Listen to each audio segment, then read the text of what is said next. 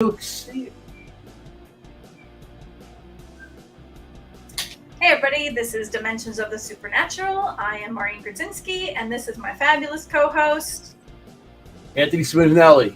Hey, Mr. Forget About It. Forget about it.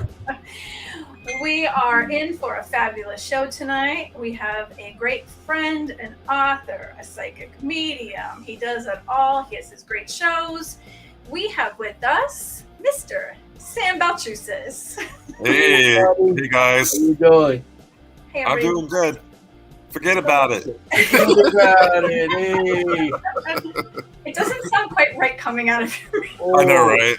I'm still gonna tell you. Don't worry, we'll work on it, Sam. Okay. You gotta get it deep and say, hey, forget about it. Hey. So and just to let you know, Sam, we have really great people in our comment section. They have awesome questions. They do participate, so you're in for a lot tonight. Awesome. Unfortunately, Sam has to leave a little bit early tonight. He'll be leaving around 9, so we will probably end up just answering some final questions for you guys based on what Sam tells us. And we'll start off with, let's see who's in tonight. Bobby, Ufi, Ron, Senya. And I don't know who the Facebook users are. If you guys don't mind telling us who you are after your comments, we would appreciate it so we could say hello to you as well. So what do you want to talk about tonight, Sam? Well, I know that you and I just came off of an investigation, though we can't really talk too much about it. But can we maybe allude to it a little bit, give some people some insight? I think we can say that we were filming for Dark Echoes Paranormal TV show with Matt Kondracki and Tammy Lee. We were with Katrina Kusa, Mark Hallback, and we were in Massachusetts. We could say that. I don't know how much more we can say, but I think Matt will probably come in pretty soon, and maybe he can tell us some more. But we really had a great time. We did, yeah, and it's weird. I mean, I will say, so when I do these shows, and I actually I filmed another show on Tuesday, but it's actually not it's a YouTube show, and what they do is they put you in a blindfold, and you're like led to a location, and you're like you have no idea where you're going, and I will say, I started off, I've written 16 books altogether, and I started off as like a talking head historian on a lot of the shows. And when you work as a psychic medium and you're kind of put into a situation where you have a blindfold on and you can't see where you're going, it's a little scary because you're like, what am I about to walk into? It's like being kidnapped. Yeah, and I feel like I'm walking. I'm like, okay, so I can't see anything, but you're getting visions along the way of like where you're at, and so it's definitely different. It's something to get used to. But I will say, you and I together, we're a great team. We did really well. So I'm proud of our work. Yeah, I would love to work with you again. I thought it was awesome and fascinating, and it's really cool to see how different mediums work together. And I really can't stand when there's like the competition. It's so great to work with other people just to see how they get information, and when you can get ideas on how other people work, because it just helps. I don't like the competition factor. It's not fun. Well, I don't know how you feel about that. No, I mean, I feel like that when you're with another medium, it amplifies their gifts. So if they're there and they're trying to, like, I guess, out psychic you at a location, you're gonna feel it, and you're just gonna kind of shut down. So what was good about us is we both worked together in tandem, and what it did is it amplified both of our strengths, and we have a lot of similar strengths, but you were getting stuff that. I'm really not good with names. So, but actually, when I was with you, I was nailing the names, so that was good.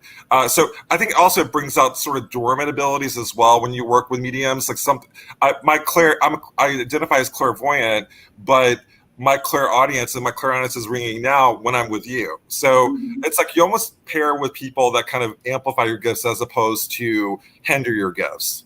Do you think that psychic mediums tend to, I don't want to use the word borrow, they kind of, and I don't want to use the word steal, but you can kind of shed your gifts off to each other when you're together, as long as it's okay with that person. Like you can almost give them your gifts. Yeah, so I find, having worked with some amazing mediums, and I find that I work better with other mediums as opposed to working by myself. And I have done, I mean, the show I did filmed on Tuesday was by myself, but I prefer working with other mediums, because what happens is we get kind of merge, we kind of connect, and we can do some amazing things together. And you're right, it does. It's like you absorb the other person's gifts, and if you allow that to happen, I mean, I filmed a show called Curse of Lizzie Borden, and I worked with, to me, one of the greatest mediums in the field, Chris Fleming, and us together.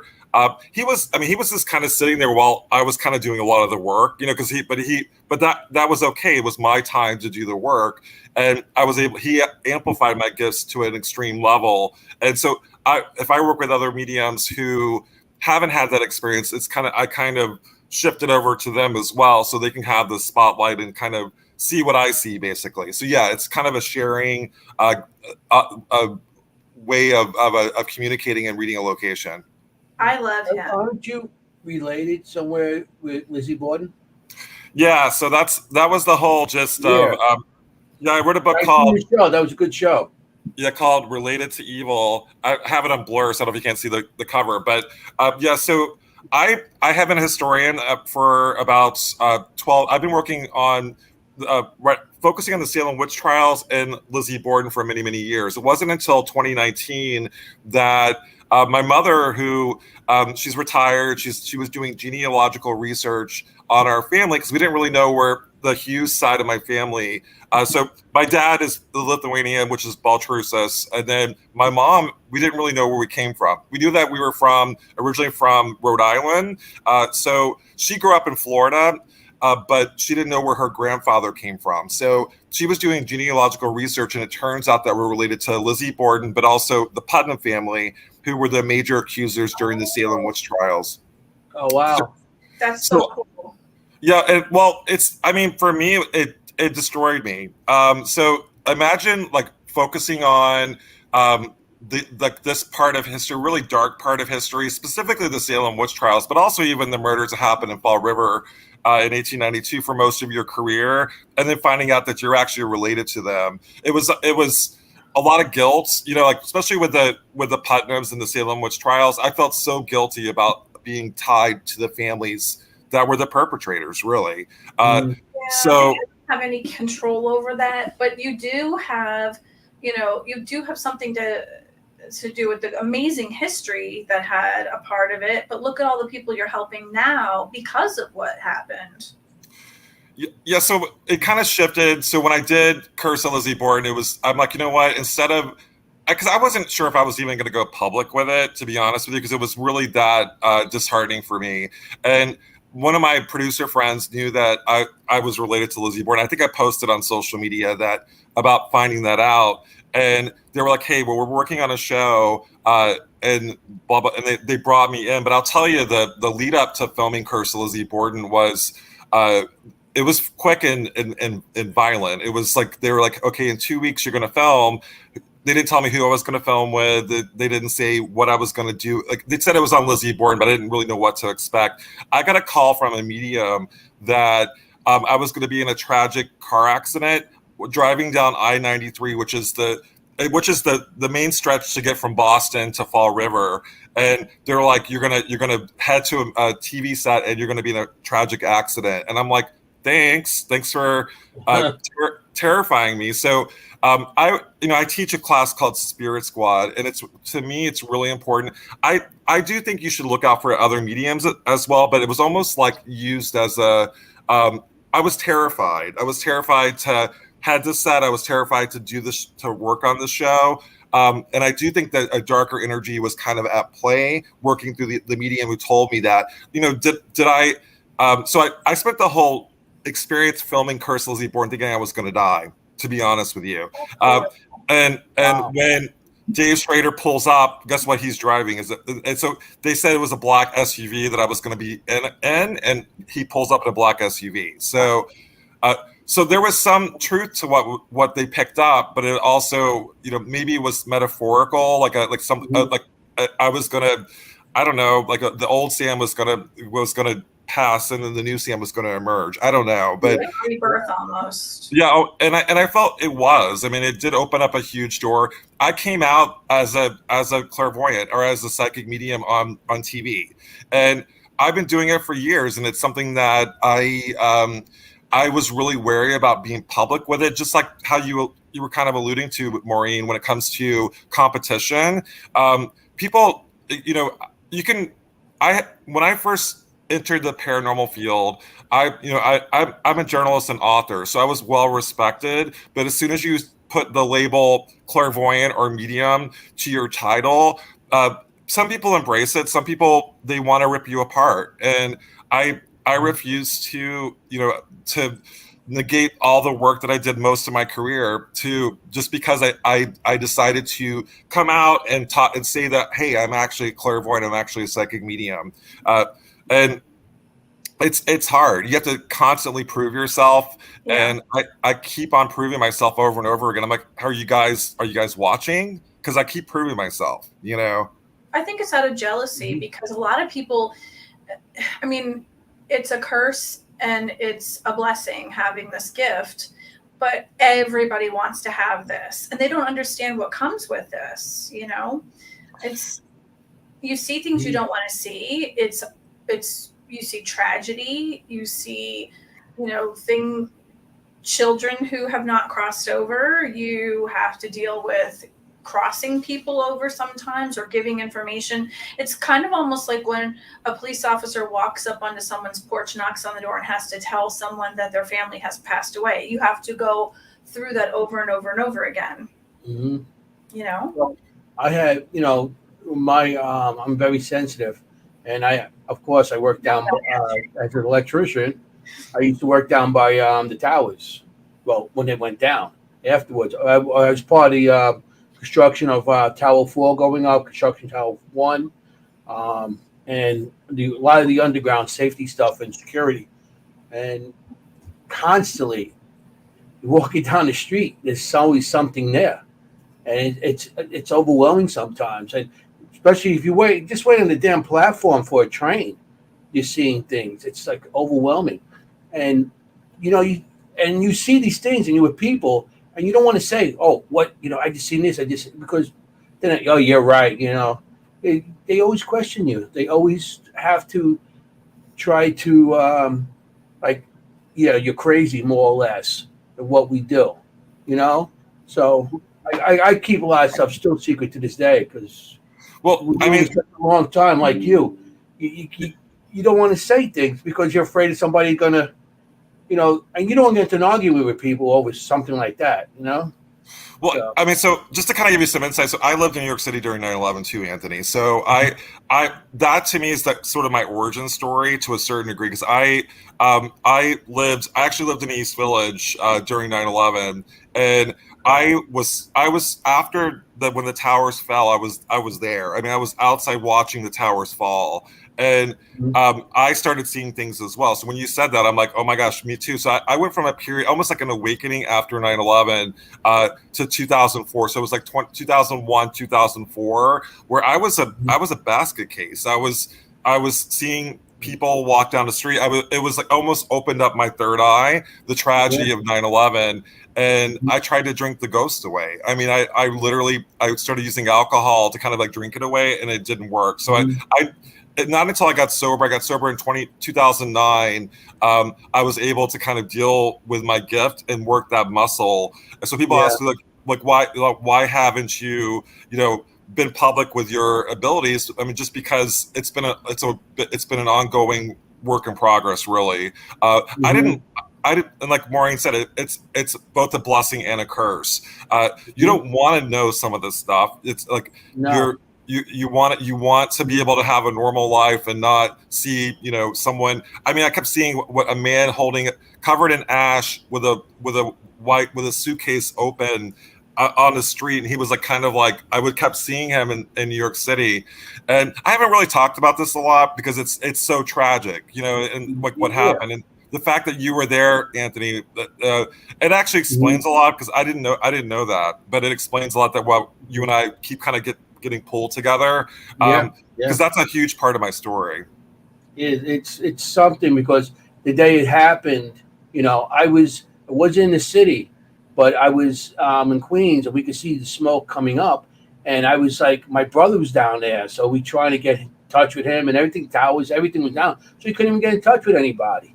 So, you know, then when I finally got to work down there, because they had to clean up, and the smoke was the hole was still smoking, and everything. When I was down there doing stuff, you know, because we had to get the electricity back and everything else, and buildings around the area and stuff. So you get to see things, and you can't share things because you're right there in ground zero. You know what you like I said, you experienced it, so you know what you're seeing. And then after I started working there, like in 2009, I went back there to help put some other towers up, and so everybody knew I did them. They used to call me the Ghostbuster, the real Ghostbuster down there, because they knew I ghosts and stuff, and people were coming with stories about all the stuff down there. So. And it's hallowed ground. So you like when it comes to the paranormal, you and I both know that there was a lot of residual energy. So what happened is if you're an empath, and with something like that, something as tragic as 9/11 happens, it is overwhelming to an empath. So for me, I had a breakdown. It was so much energy so quickly that my life went from, I would say I was very happy up until 2001 to shifting to, drinking all the time, really depressed. Went through a really dark period in my life from 2001 to 2009, and it was processing the intense emotion from 9/11, and also seeing things while that was happening too. Like I was literally seeing people walk down the street, people on the subway. I'm like, is that a person or is that a ghost? Like I couldn't tell. And so it was a difficult time. Now after lots of therapy and I had to move from New York City because it was just so traumatic for me to kind of relive the trauma over and over again. And that, getting back to the paranormal, my goal really is when we're investigating is to almost work as a therapist for the spirits, because I think that what happens is they kind of relive the traumas over and over again. And even with like Lizzie Borden, I mean, I feel like everybody wants to know if she killed her father and stepmother. My goal is to give her some sort of post-mortem piece, especially knowing that I'm related to her. So my shift is going kind of more in a counseling, ghost counselor kind of role, if that makes any sense. We're counseling the spirits so they can cross over to the light. That's how I feel about that. Because when people like, what do you do? It's not so much, to get answers for ourselves, because it's self-experience through the years. You're seeing stuff and you're trying to get answers. But also it's for the spirit to like see if they could go to where they're supposed to be, not stay here, unless they want to. Some of them do want to, I feel. But, you're right. It's like a counsel for the spirits, what we're doing, And to tie it, so my new book is called Fueled by Fear. And that actually, so the book just released, and so a lot of what we're talking about, actually, I talk about in my book, Fueled by Fear. So it's uncovered. Okay. So after 9/11, I started, my phobias went through the roof. So I was afraid to fly. I've always been afraid of the dark, afraid of clowns. I've always been afraid of clowns too, but it just really, I was afraid of everything. And it got so bad that I was almost a prisoner in my fear. And so the book is about me walking through the fears, my greatest fears. And for me, at this point, is going to locations like the Sally House in Kansas, or like the Hinsdale House. That's my bucket list, Sally House. Yeah, and I went with a new approach, because what was happening is the entities that, because I've had some traumatic experiences with the paranormal. And both you, Anthony, you were on a Paranormal Nightshift as well, and I was too. And I talked about an experience with what became like a stalker in Salem, which was like a entity that wears with red glowing eyes and a hat, and it's kind of been it stalked me for several years in Salem, and this is after finding out that I was related to the Putnam family. And so I feel like I had so much trauma, but what was happening is all of these entities were feeding off of my fear. And so I'm like, so what I've tried to do is walk into a location without emotion or without fear, hoping that I'm like, is that Facebook? Yeah, I know. It's like somebody. Everyone's like reaching out to Maureen. It's like, Maureen. That's me. Sorry. It's okay. It's funny. My mom always calls me when I'm on a talk show. She's like, I'm like, Mom, like, why are you calling now? Everybody knows where I'm at, but they still try to call me. I know. But the gist of Fueled by Fear really is don't give these entities energy. And so since I've been practicing this for the past year or so, where I walk in and I'm not afraid, and I'll say the results are different than. So what was happening is I was so afraid before I walked into the Hensdale house or walked into the Sally house that I had horrible experiences. So the idea is to kind of go in with positive thinking and like, hey, I'm going to help the spirits here. And it actually, my experience has changed because what the darker energies were kind of drawn to me before, and now it's almost like I have like a barrier up to the darker energies, and I'm able to focus on the spirits that are stuck at a location. Yeah. So Jenny Colucci, we just had her on our show it was last week, I guess it was, Parasite Investigations. Yeah. She actually just started Fueled by Fear. Oh, really? That's awesome. Because it just came out. Yeah, we love her. She's just started it. Yeah, you were at the Ritz house, the Ritz Theater not too long ago. That place is an awesome location, isn't it?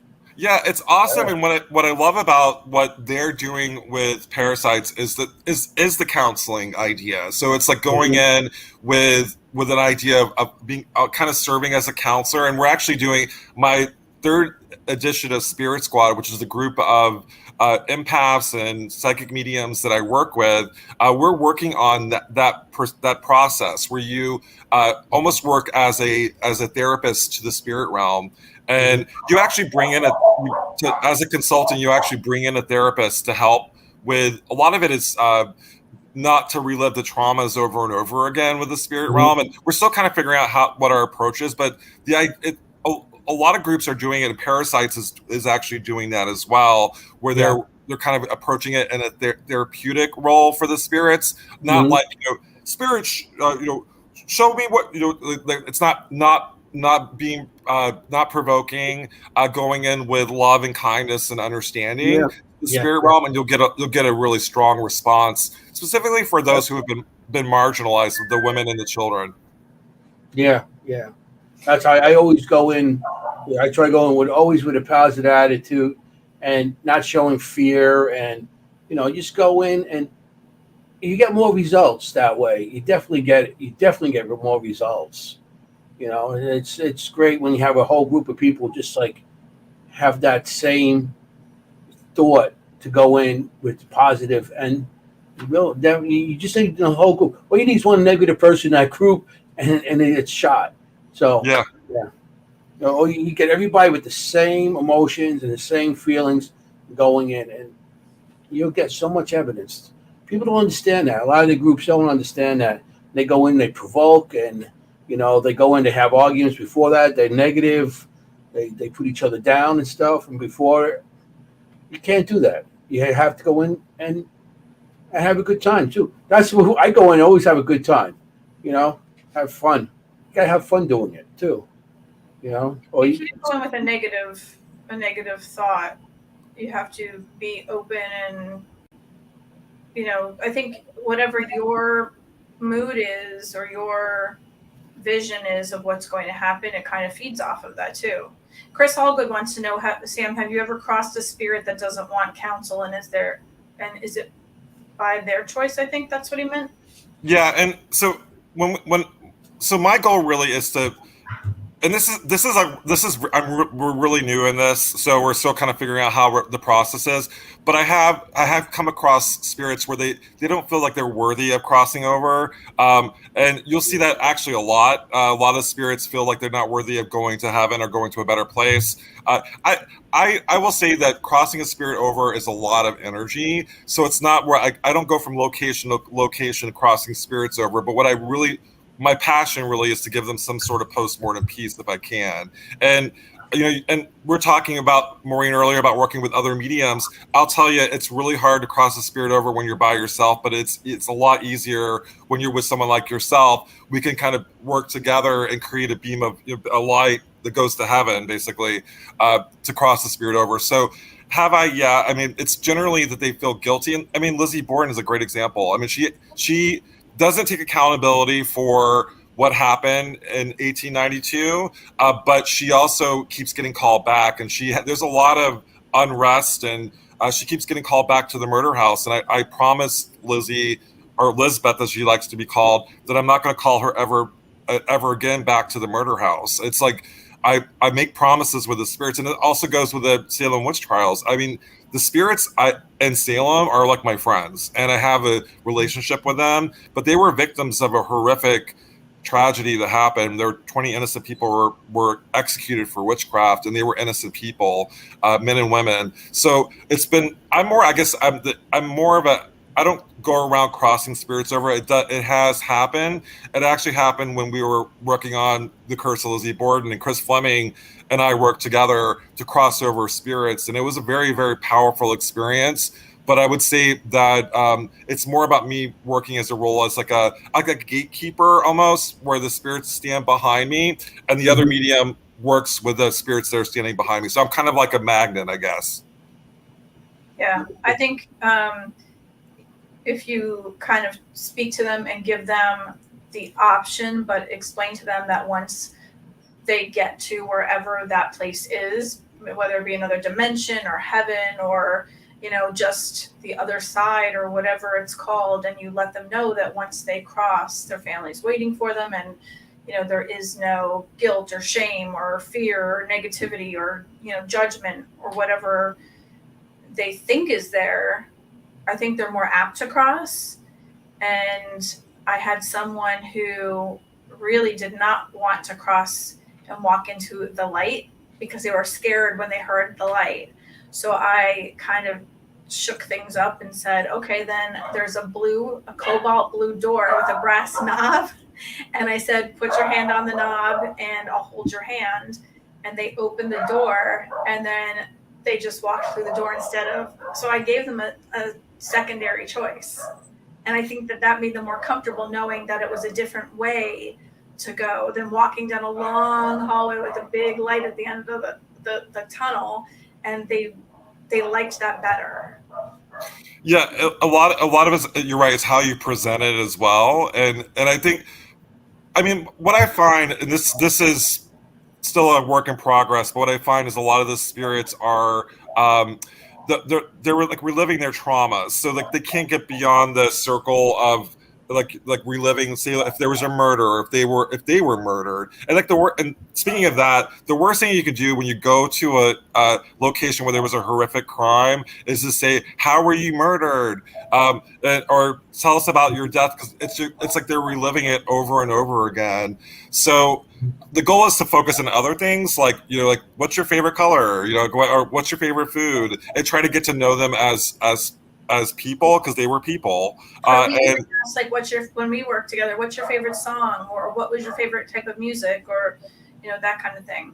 Mm-hmm. Yeah. The one that's asking the question says, Sam, that's Jenny. Do you have to prepare physically to work with helping spirit or crossing them over? And do you have a recovery period or routine afterwards to stay healthy? I can imagine sometimes it's exhausting. It is exhausting. Yeah, that's why I rarely cross over spirits. I mean, when I filmed Curse Lizzie Borden, up until that point, I didn't cross spirits over. It was pretty much something that I would always kind of pass it on to my other medium friends, and it was something that I would kind of bring them to the table. But when I worked with Chris Fleming, that's kind of the gist of what was happening behind the scenes. He was showing me how to cross over spirits. So that is something that that happened. We filmed in 2020. So it's a fairly new thing for me. But yeah, it's a whole process. I will say that what I did, so I've had experiences with crossing over where it was really negative, which is why I chose not to do it before. We were on the USS Salem, and I'm not going to name the medium, but I was working with a fellow medium who was a dear friend of mine, and she was crossing over a spirit. But what happened is it opened up. It's like a hole in the universe, if you will, and a dark energy came through. It didn't want us to cross the spirit over, and she was attacked, and it was a horrible, horrible experience. So I have seen it more of a portal that was open. Yep. Okay. Yeah, like a portal where the darker energy came through, and it didn't want. So she was crossing over a woman, and I was working with another group, and she was next to me, and after that, like we were like talking, and she was like, "Oh, it was so beautiful, Sam." And then it was like this darker energy came through the portal and basically followed her home, and she had, I would say, pretty much like she was attacked by this darker energy for about a year. She wasn't the same after that. So I have seen crossing over rituals or where it's gone awry, and it's been actually really a negative experience. But she successfully crossed over the spirit, but she did open up a portal to the other side, and this darker energy came through. You have a book called The 13 Haunted Crime Scenes? Yeah. Yeah. What's that? It's what's that about? It's haunted crime scenes where? It's Massachusetts, or it's all over the country, or? Well, that was years and years ago. So that was a precursor to and I did write about Lizzie Borden back then, but that's before I knew I was related to her. So yeah, a lot of the crime scenes were in Massachusetts, and a lot of times you'll find that the perpetrators are the ones that stick around and not the victims. The victims, and that's another misnomer too, is a lot of people think that the victims are the ones sticking around. They have no reason to stick around, but sometimes you will find some of the victims that do stick around. I wrote a book called Mass Murders, which was sort of the second iteration of 13 Most Haunted Crime Scenes. And Mass Murders were murders in Massachusetts. And a lot of it was more historical and not necessarily hands-on. Well, Mass Murders is more about me investigating. 13 Most Haunted Crime Scenes was more of a historical approach. And I wrote that years ago. But yeah, I have read a lot about crime scenes. And I do have a lot of experience there, especially in the Lizzie Borden murders, the Salem witch trials, which to me I consider one of the most egregious, acts of humanity back from 1692 that repeats itself over and over again.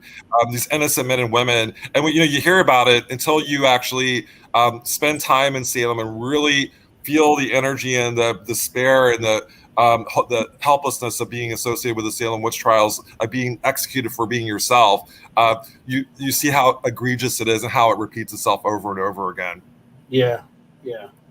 So Ufi has a question. Sam, do you classify spirits or entities that you encounter? If so, have you encountered non-human, not demons, but other types? Can you share and elaborate? Yeah. So Maureen and I were actually talking about this earlier, but yeah, absolutely. I'm in a school, especially in Salem, with thought forms. So thought forms are, and some people call them egregores, some people call them tulpas. I think that people, and you'll see this even, and this is in my book, Fueled by Fear, Sally at the Sally House in Kansas is like a pseudo haunting, and that's been used before too, where it's something that manifests and takes the form of an entity, but it's not. It's created by people's energy. And that's the whole gist of Fueled by Fear, really. It's like the energy that you have. If you come in with a lot of fear and anticipation that you're going to be attacked, you're going to be attacked. So as far as classification, yeah, I would say entities. I also think that elemental energies, like puckwudgies, like I guess the Fae would be considered elementals as well. A Wendigo would be considered an elemental. I think elementals take the shape of what some of the YouTubers and other TV show investigators would call demons, but they're not demons. They will try to get you out of the location if you're disrespecting the property. So yeah, I'm more that a lot of the times when something is being classified as a demon, it's more elemental in energy, which is a Native American spirit. What do you think, Maureen? Yeah, I would say, well, so we ran into two things. We ran into a pukwudgie, which kind of looks like a porcupine roll kind of thing. And then, and we didn't realize how evil it kind of can be. When you hear elemental, you think of fairies or, the Keebler elf. But truly what this is something that will completely get you discombobulated. It will have you running around in circles and not knowing where you are. And they kind of shoot arrows at you. You can't see them obviously, but it will cause you to possibly even fall to your death if it takes you to a cliff or someplace else. So we were dealing with one of those. Sam and I were kind of walking in circles. We didn't even realize where we were at the time, and we didn't even know what was the next room. We were just walking in circles. The other thing was a female name that everyone was talking about, and everyone kept saying that they talked to this person, they saw this person. This person didn't even exist. It wasn't even a person. It was not an elemental. It was a human created non-being. I totally agree with you. And, I was proud of myself because I came in the location that we investigated with a blindfold. So I had no idea where I was or what I was doing. I nailed the name. It doesn't mean that this actually was a person. I actually say this. I did a prelim video where I'm like, I'm not even sure if this is what they call her. And, but I also felt that, like you said, I felt like this name that they named her, it was something that was, without giving too much away, that they named her was actually naming something else. Like it's something else that's assuming that identity in that role. And you'll see that over and over again. Even the Lizzie Borden bed and breakfast, we weren't dealing with Lizzie Borden. We were dealing with the spirits of the family, like Abby and Andrew Borden, but we were dealing with all the other stuff that is at that location that was very dark. It was like dark baggage that was dropped off by other investigators. Yeah. I didn't even come up with that name. I came up with the name Clara, which everybody's like, we have no idea who Clara is. And here it turned out it was the owner's great grandmother. Right. Which I'm so excited to hear from. And Ben, and we couldn't figure out, and Benjamin Franklin wasn't there, like it wasn't, but it turned out that it was someone else. Oh. It was, remember the name that I heard and I said, oh, it's right person. It was a shortened version of the name and it was someone very famous. Oh, okay, good. Yeah, and that's the thing, like, so we nailed it, but also too, when you're a medium going to a location, you're picking up on other people's perceptions of the spirits at the location too, which is interesting. It's like you're, like this woman that I picked up, and we did pick up a female spirit, but I don't think that that's the one, the woman that they were interacting with. Like they were having experiences like drawers opening and closing, the water being turned on, toilets flushing, things like poltergeist activity, really. And I don't think that that's what was going on. And you said, and Maureen, you said PK, and yes, I'm a big believer in psychokinesis. So, and you'll see that too. Psychokinesis is usually associated with, sometimes you'll have spirits that are energy that is manifested from someone that doesn't know they have that ability, almost like, but it's like teenagers usually. A lot of times you'll find it's young women, and they have that energy that's manifesting. You'll see men, young boys too, have that energy, but you may have it your whole life and don't know that you have basically a PK phenomenon attached to you, and things will move. It's almost like telekinesis. Yeah, and then they're terrified, but it's them. Yeah.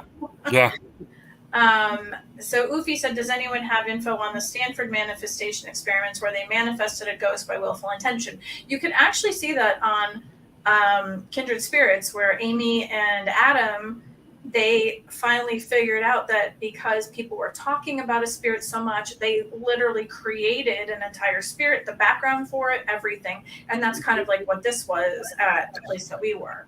Yeah, and I will say this, so having seen that episode, and I think it's important for us to understand that that is something that like the thought forms are created, but they did it at the Oliver House, and the Oliver House to me has actual legit spirits, and I felt like they kind of overlooked that the hauntings at the Oliver House and used it as a vessel to talk about the thought form manifestation. So I felt like it was almost like a lot of not a great location to do that experiment. But yeah, I think it's great that we're talking about it because I do think we encounter. I think you could have both.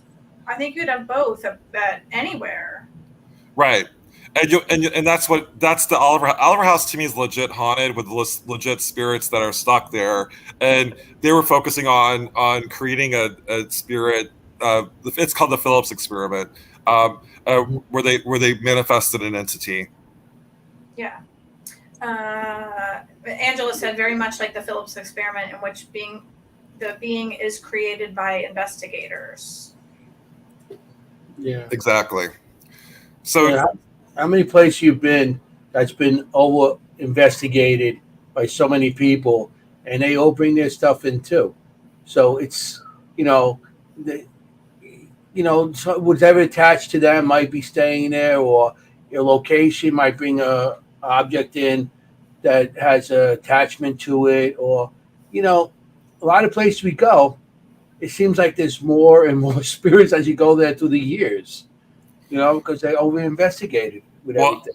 I mean, I think you're alluding to a location that you and I investigated. Not going to name names, but if you go to a location and you see sort of the evolution of a haunting, and if you bring in stuff like dolls with energy attached to them, it's going to keep adding to the hauntings. Yeah. And when you investigate a location pretty much every night, like the Lizzie Borden Bed and Breakfast in Fall River, or the Shanley Hotel in New York, or or even the Hinsdale House in New York as well, sometimes you're going to have investigators come in and bring in their own energy, and sometimes they're going to open up portals, like you'll see locations, and I'm very much against using spirit boards at locations because I just feel like for me personally, it opens up a door and you can let in darker energy. You don't know what you're dealing with. I'd rather just focus on the spirits and not bring in more energy, if you will, like just focus on what's actually there and counsel them in the best way possible. But you'll see locations, bring in haunted objects, and it just amplifies the hauntings to an extreme that it's overwhelming, actually. Yeah, that location, I'm not saying it was you, me, and John Zaffis. Yeah. We were talking about that. And it was, like all of a sudden, I go there 10 years ago. Now it's like double the of spirits. It's like, wow, So.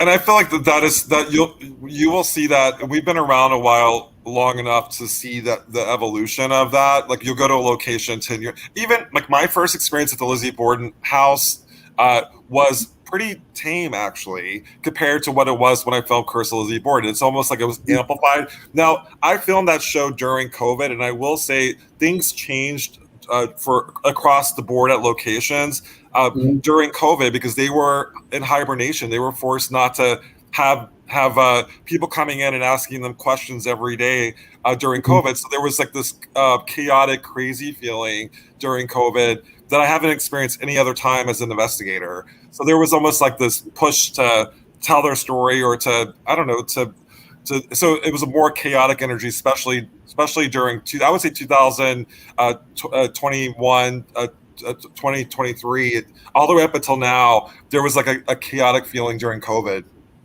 Yeah. Well, I know after COVID, some locations amped up, and some of the places I've been to, the activities seem to amp up because not just there's so much people that lost their lives during that time, Yeah. and and it amped up a lot. I noticed it seemed like after that we're getting more and more energy coming or evidence or whatever you want to. It's still, and I still think it's amped up after that, pretty much of any location that we've been to. So, there's a question. But yeah, you don't want to bring in haunted objects to a location to make it worse. Basically, No. If you're experiencing a negative haunting, the last thing you want to do is to bring in haunted dolls that may or may not have a negative energy attached to them. Like you don't want to do that. Yeah. Well, I know people that collect these haunted objects and haunted stuff, and I'm like, I'm not into that. Why would I want a haunted doll in my living room? In my house. And you'll see this over and over again is when they do that. So like sometimes you'll have someone bring in a haunted doll and they'll put it in their home and it'll wreak havoc on their lives. So they'll destroy them. And Yeah. I had someone that I met early on in the paranormal field. They had like a haunted sword, like a samurai sword, and they basically went crazy with this object in their home. And so I highly, highly recommend, guys, don't bring haunted objects into your home because I really feel like it does ultimately wreak havoc on your lives and it starts to alter your personality. I noticed some of the people that have these haunted objects. I'm not saying all of them because I know I'm going to get hate mail on this, but some of these people with these haunted objects, they seem to always get like health issues. Yeah, it's like a lot of health issues. It's like this doll is killing me. I'm gonna put it in my living room. It's like okay, that makes complete sense. But so first you mentioned someone that does it right, Johnny Zaffis. John Zaffis has a pretty hardcore collection of haunted objects, and he's the haunted collector. But he has it in a garage behind his home, and he has it blessed on a weekly basis. So it's like you have to, if you're gonna have haunted objects, have a solution to be able to deal with those haunted objects because it's not for show. It's not something you play around with because you're right. They get sick. Their personalities change. They get affected by these haunted objects. Mm-hmm. Yeah, well, and I see that a little too much on a lot of people that I know that have these objects. If they want them, I have no objection. You keep what you want, but it's not for me. Yeah, it's not something I would do. That Ouija boards and stuff like that. I don't bring that stuff to my home. Because if I want to go investigate, I'll sit in my living room and bring all these objects in and just sit home. I don't have to go anywhere to investigate. I'll just do my own house. Hey. I teach this. So in my Spirit Squad class, we talk about recommendations. I highly recommend to keep your home like a safe space. It's hard because I'll have visitations sometimes at home, but for the most part, I say spirits, you cannot visit me at my home. It's a safe space, and they will basically talk to me outside of. And it'll happen at work, which is I work at a hotel where the overnight shift at a hotel. So I'll have visitations at the hotel, but I try to keep my home safe, and that includes not having haunted objects in my home. Yeah. Well, of course, something's. Through the years, I always have stuff follow me, and a lot of times I'm sitting on my couch, my living room, and something just pops up, and I'm like, okay, sit down, watch TV with me. I welcome them in, just sit down, and they never stay. They come in for a little bit and then they leave. I don't know if maybe they want me to be afraid or try to throw them out. I just come on in. I welcome in. Come on, sit down, watch TV with me. Hey, get a snack. While you're there, take me a beer too. Come on. You make them dinner. You're like, hey, you want? They don't eat what they don't eat on the dinner plate. I'll eat it. So we were just joined by Matt Kondracki from Dark Echo Productions. He said, "Hey everyone." Hello. Hi, Matt. Matt? Goofy said, do the expectations and thoughts of investigators contribute to the activity and entity count at any given site? And we've already kind of answered that, I think. And Yeah, but that is true. I mean, that's something that we should talk about. It seems to be the underlying theme of this. Yes, you can, if you go in and you're expecting to talk to Lizzie Borden, you're going to talk to Lizzie Borden or something that presents itself as Lizzie Borden. And you'll see that. I mean, people are like, oh, I interacted with Lizzie Borden. Like the I keep bringing that up because that's sort of like that's the local haunt that I've investigated and I have ties to. But at that house, people swear that they've interacted with Lizzie Borden at the house, but she cannot stand, her spirit cannot stand going to that murder house. I mean, why would you want to go to the location where where your father and stepmother were murdered?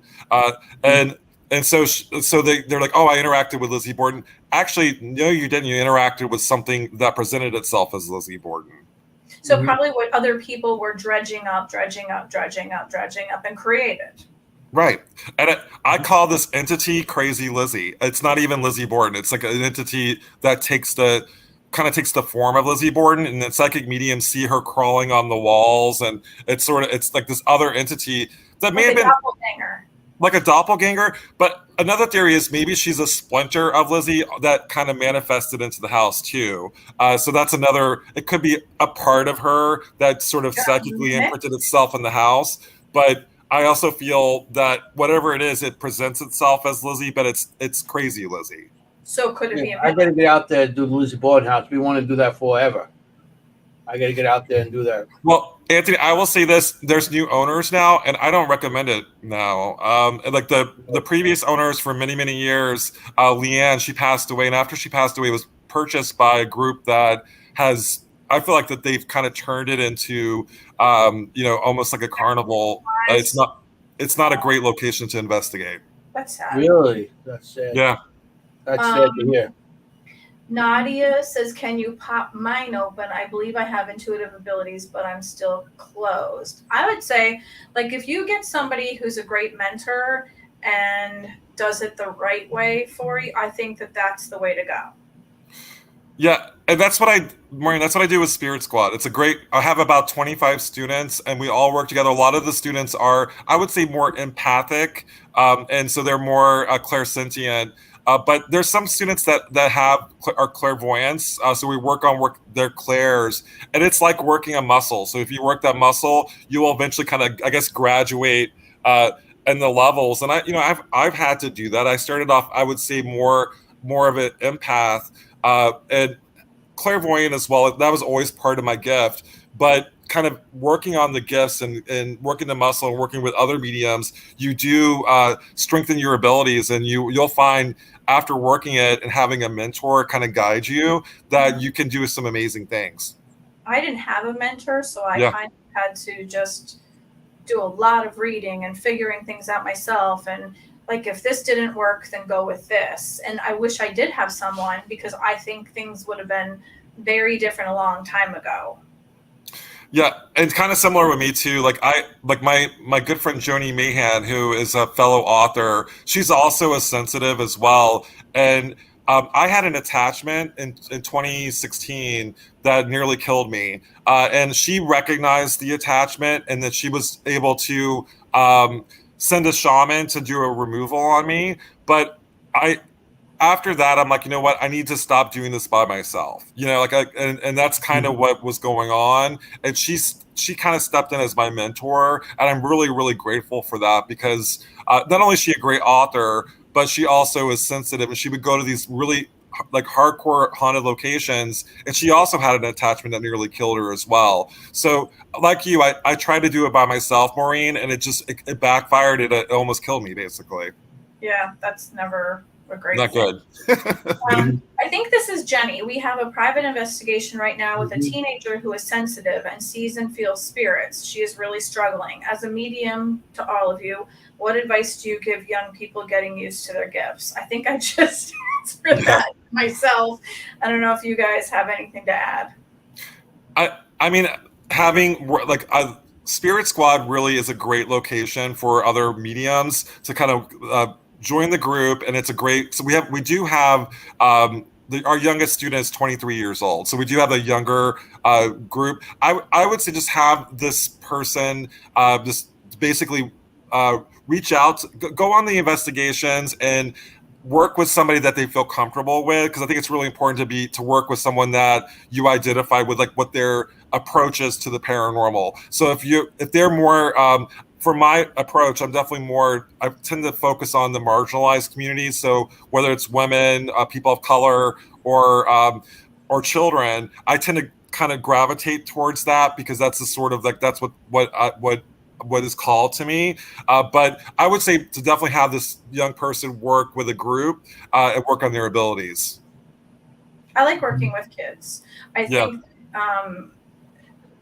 it's a lot of fun working with them, because they don't have that fear and they see things so clearly and they hear things so clearly.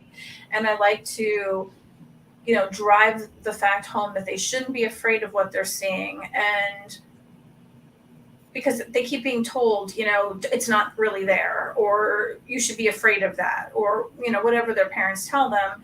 And really, they have an amazing gift that they should be working on. And they're there to help with messages. That's the big thing. At Gettysburg, I had a kid come up to me with the mother and start telling me about how he sees things in his room, and he thinks it's his grandfather.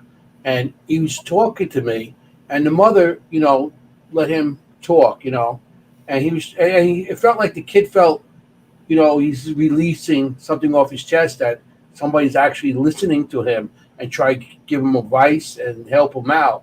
And he was like really happy and the mother was too. The mother was like, he does see these things, and she started asking me questions about, how, does he really see these things? And I'm like, well, don't dismiss it. He doesn't need a doctor or anything. He needs to be understood and see if he does have these abilities, how to go about it. And I told her to start, maybe talking to a psychic or somebody that might be able to help her, or look up a group that's like what you're talking about, Sam, that will help and these children.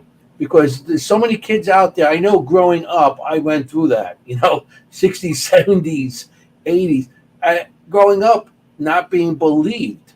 So, it was, I feel so bad when the kids are like misunderstood, and the parents are ready to throw them to a doctor, or take them psychiatrist or whatever, because the kid is seeing things.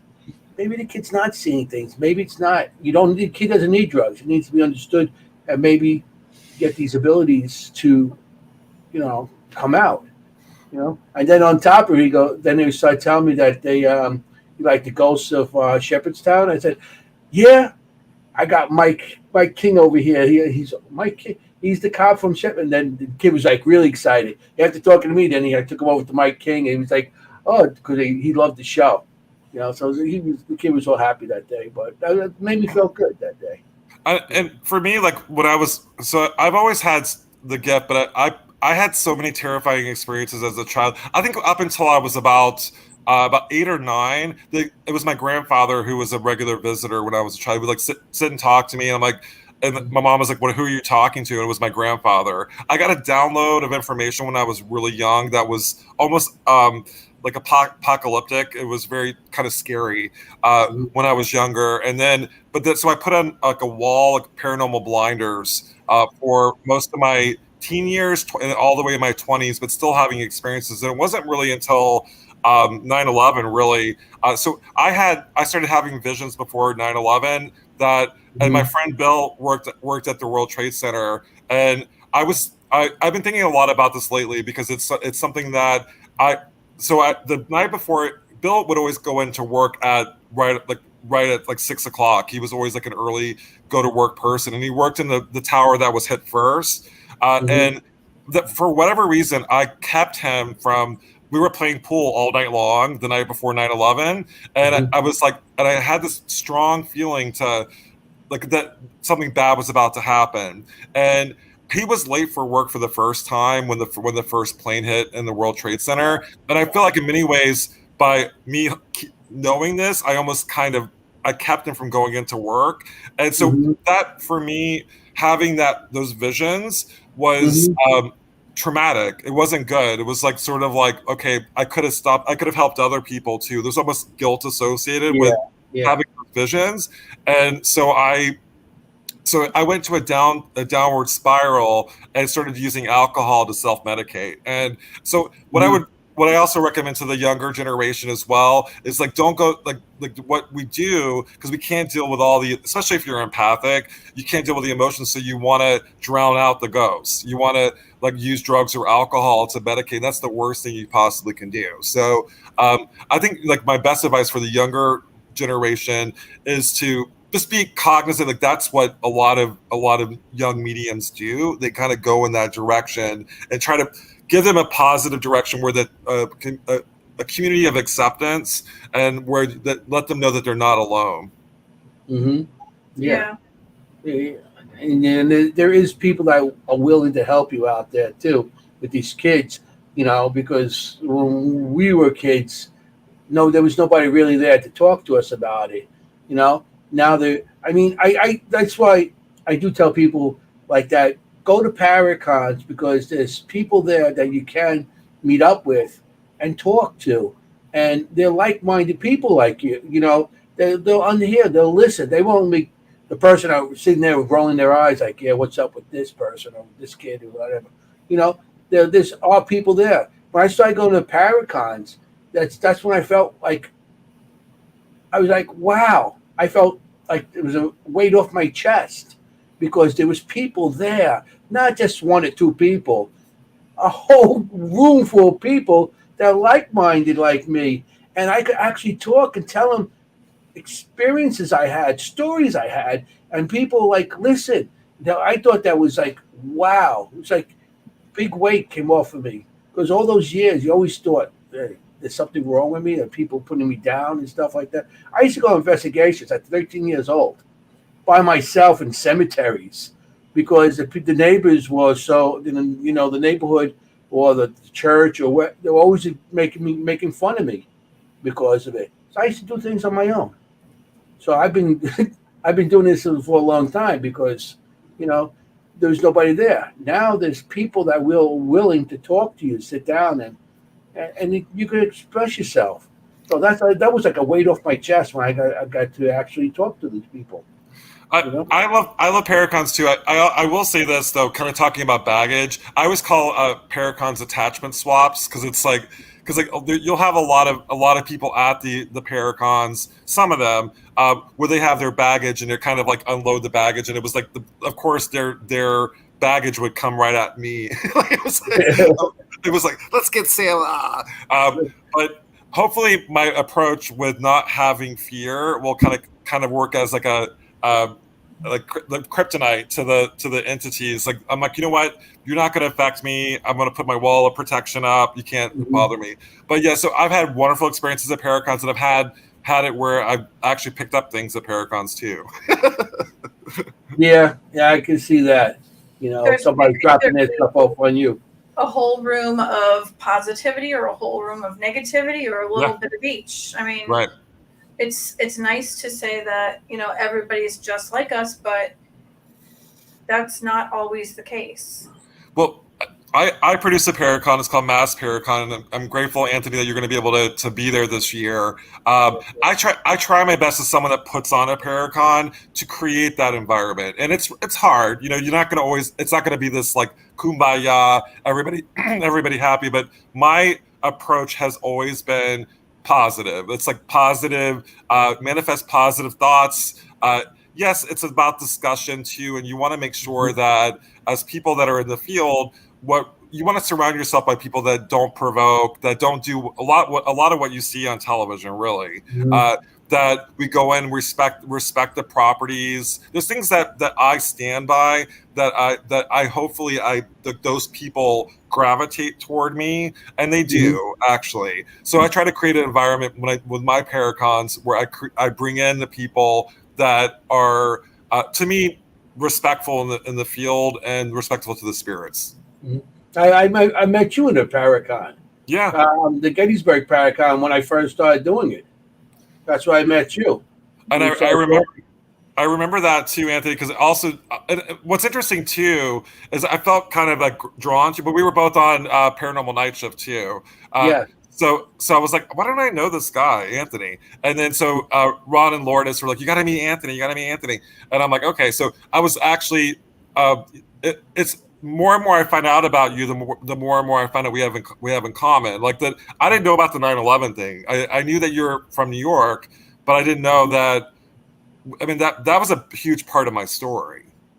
yeah. I was down there on October 31st, 2000. The Halloween right after that. Yeah, me too. I went down there with friends who were pagans, Yeah, and they wanted to pray for the. I'm Catholic, so the Wiccan, they wanted to pray for the pagans. There's nothing wrong with the witches and the pagans.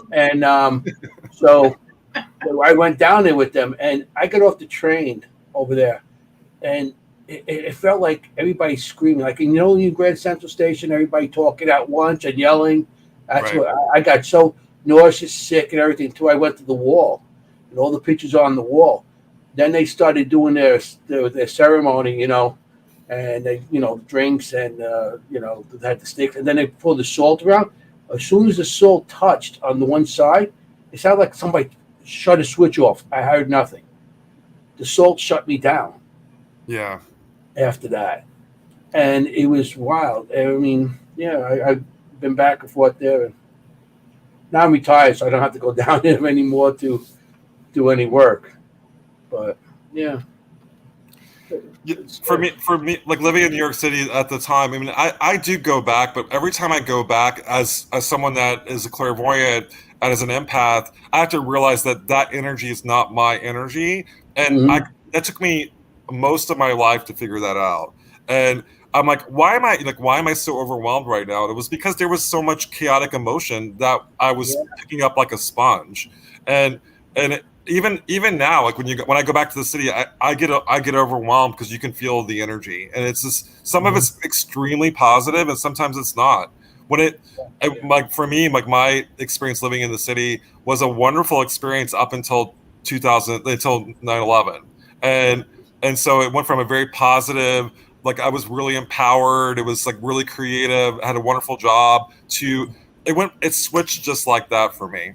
Yeah. A lot of stuff did for me also. That That's was a all. really rough, tragic day. Like, I think a lot of us have something that connects us. I know 26 people that passed in there. Yeah. That was my first day working in a federal building. Mm. It was scary. Oh, really? Wow. Yeah, and that's the thing too. Like, and I'm sure Anthony, we didn't know what was going on, so No. because all the TV stations were off, so people were relying on the radio and word of mouth on the streets, and I was literally on the streets. And you were in Queens, right, when this was going down? Yeah, I was in Queens. I signed out my union to go down there to start digging people out, and they wouldn't let me go. My union stopped me because they didn't know what was in the air at that time, So they stopped me from doing that. My brother actually seen the second tower get hit. He was there as the plane went over his head and disappeared inside the tower. Yeah. He's seen the whole thing, and my brother still, to this day, is like, he has his issues also because he actually seen the plane go through, and then always they see the stuff blow out the other side. Yeah, I was on Broadway, so I worked close to the Lower East Side. So I worked on the East Side. I was working for MTV at the time, but our offices were the East Village, but Lower East Side area during that time. So I kept getting closer because I knew that my friend Bill I thought he was there. So I'm like, oh shit. And so I kept getting closer and closer, and the more closer I got, the more I saw, and it was horrible. It was horrible, and the plane went right down Broadway. Oh my gosh! Yeah. My brother seen it just disappear. He was because what he was doing, he was one of those guys that marked the street for construction. And when they cut the street down, they put them down certain where pipes are or ductwork, whatever it is down there. And that's what they heard a tower got hit the first one, so they ran down there. And as he was there, They said all he said he heard the plane go sideways and rev, and just disappear. And the two guys with him fell to the floor. My brother goes, grabbed them, let's get out of here. He's lucky he was out of there before it went down too. Yeah, that powder was not good. And like that burst of energy. So when it comes to Anthony, do you feel like that your gift? How do you feel about your sensitivity? Do you feel like that after that it was almost like it was like a light switch came on? How did you handle your sensitivity post 9/11? After that, a lot of more. I did go into some depressions and stuff like that, and there was a lot of stuff went on because, like I said, I know 26 people also besides that, and then after to this day, I'm still hearing about people I knew that were there, and it was really, I don't know, like depressing, and you were always ready to fight. You know, it was like I was ready to. You know, you don't know who to trust, and you're looking around, and maybe did social profiling sometimes because you're like, what's this guy doing? And innocent men that you see, but you don't know because you were so confused because you were getting what was on the news, you didn't know what was going on, and it was confusing, scary, and depressing all at once. Yeah. From like my period from 2001 to 2004 was a lot of that. It was a lot of like working through trauma. And the thing is, like a lot of, like you said, a lot of people lost their loved ones. I just witnessed it, so it wasn't like, I mean, my friend Bill actually survived, but Bill also went to a really deep state of depression as well. So it had a really profound impact for me, and I almost shut down. I wanted to drink away my sensitivity, basically. I ate it away. Yeah, exactly. And I did that too. I mean, I did every addiction possible to get to deal with the pain, and not in a healthy way. So I think, if any advice I can give to up and coming investigators or up and coming psychic mediums is to be cognizant of that, because really, like, a lot of that emotion, and I see that now, was me picking up other people's emotions and not able to process that. And I'm like, why am I so depressed? And I never was really depressed before, but it was because I'm an empath. I'm empathic, and I'm going to feel other people's emotions to an extreme. Yeah, maybe that's why you bring up a point too, because it was scary. It was very confusing. You didn't know what was going to happen next, and you got depressed. So those three emotions happened that day. Fear, confusion, and because nobody knew. And then when the towers went down, that was another thing. But yeah, it was a scary time, and because I had to go back and forth. I was an electrician, so I was working streets, and so they were putting me in the streets. So I had to go back into Manhattan at that time too. We didn't work downtown because there was pretty much a lot of closed areas down there. But it still happened. You still had to go do what you had to do as an electrician, and we were out there because we had to get the power back on for a place instead. The big post office there. That post office was on Church. It's a church. It's right next by the tower. What street is that? I think it's. Yeah, I mean, but basically, it was like the financial district where it happened. I'm not good with the streets down there either. There's a post office right next door, and we worked in there, and we worked down the basement, and you could see where the flood level, because all the water. People didn't realize that also that little was a dam, whatever, the water level rose and it broke, and the basement was flooded, and it, at this time was down. But you see, like the line in the basement, and we're down there, and there's mold down there, and there's whatever else down there, and and we had to get the post office up and running. So it was down there, and you can still feel stuff. It's like I said, this. All right. So I mean, I think so. I think as far as like like my emotions and stuff, I feel like that it's been a process, and it sounds like it has been for both of you guys too. Just sort of like figuring out, where do I fit in, where do my abilities fit in, and what is everybody else's emotion. So it's kind of like having that ability to be able to differentiate other people's emotions, and that's something something that I've worked on over the years. I think my most recent thing is overcoming my fear. So I ended up getting sober in 2009, and then that's when my whole world with the paranormal really kind of blossomed. I was a journalist for about 20 years, so actually throughout all this, I was writing articles, and I worked for television for a while too, and then as a producer. And then I basically ended up getting sober in 2009, and that's when my whole world opened to the paranormal, because it was about 3 years into my sobriety that I was able to I read my first book called Ghost of Boston, and that's when I started. I'm like, I'm gonna write ghost history books with ghost stories. So I've always loved history. My stepdad was a history teacher, so it was like this passion in our family, in my blood, to know more about history, and it's something that really brought me comfort. So my goal was really to use ghost as like a lure to lure people into history. So my underlying message actually has been history, and so I tend to gravitate towards locations that has history that repeats itself, like the Salem witch trials, or even like Lizzie Borden. I mean, I think that murder, it keeps coming up over and over again, and why? It's like the ultimate whodunit, kind of thing. So, and 9/11, we ever don't want that to happen again. Like, we want to learn from what the tragedies from our past, so they do not repeat themselves. Yeah, exactly. We're coming up. Yeah, I know you have to leave at 9. Yeah.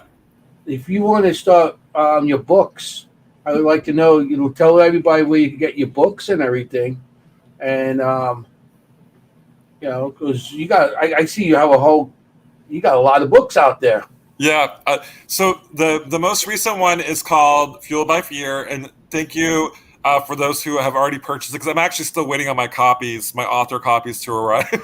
So when you hear someone like, I'm already reading Fueled by Fear, and I'm like, oh my gosh, I don't even have copies of my book yet. That was Jenny, yeah. Yeah, Jenny, she has a copy, which is great, because that's exactly what I hope for. But so I've written 16 books altogether.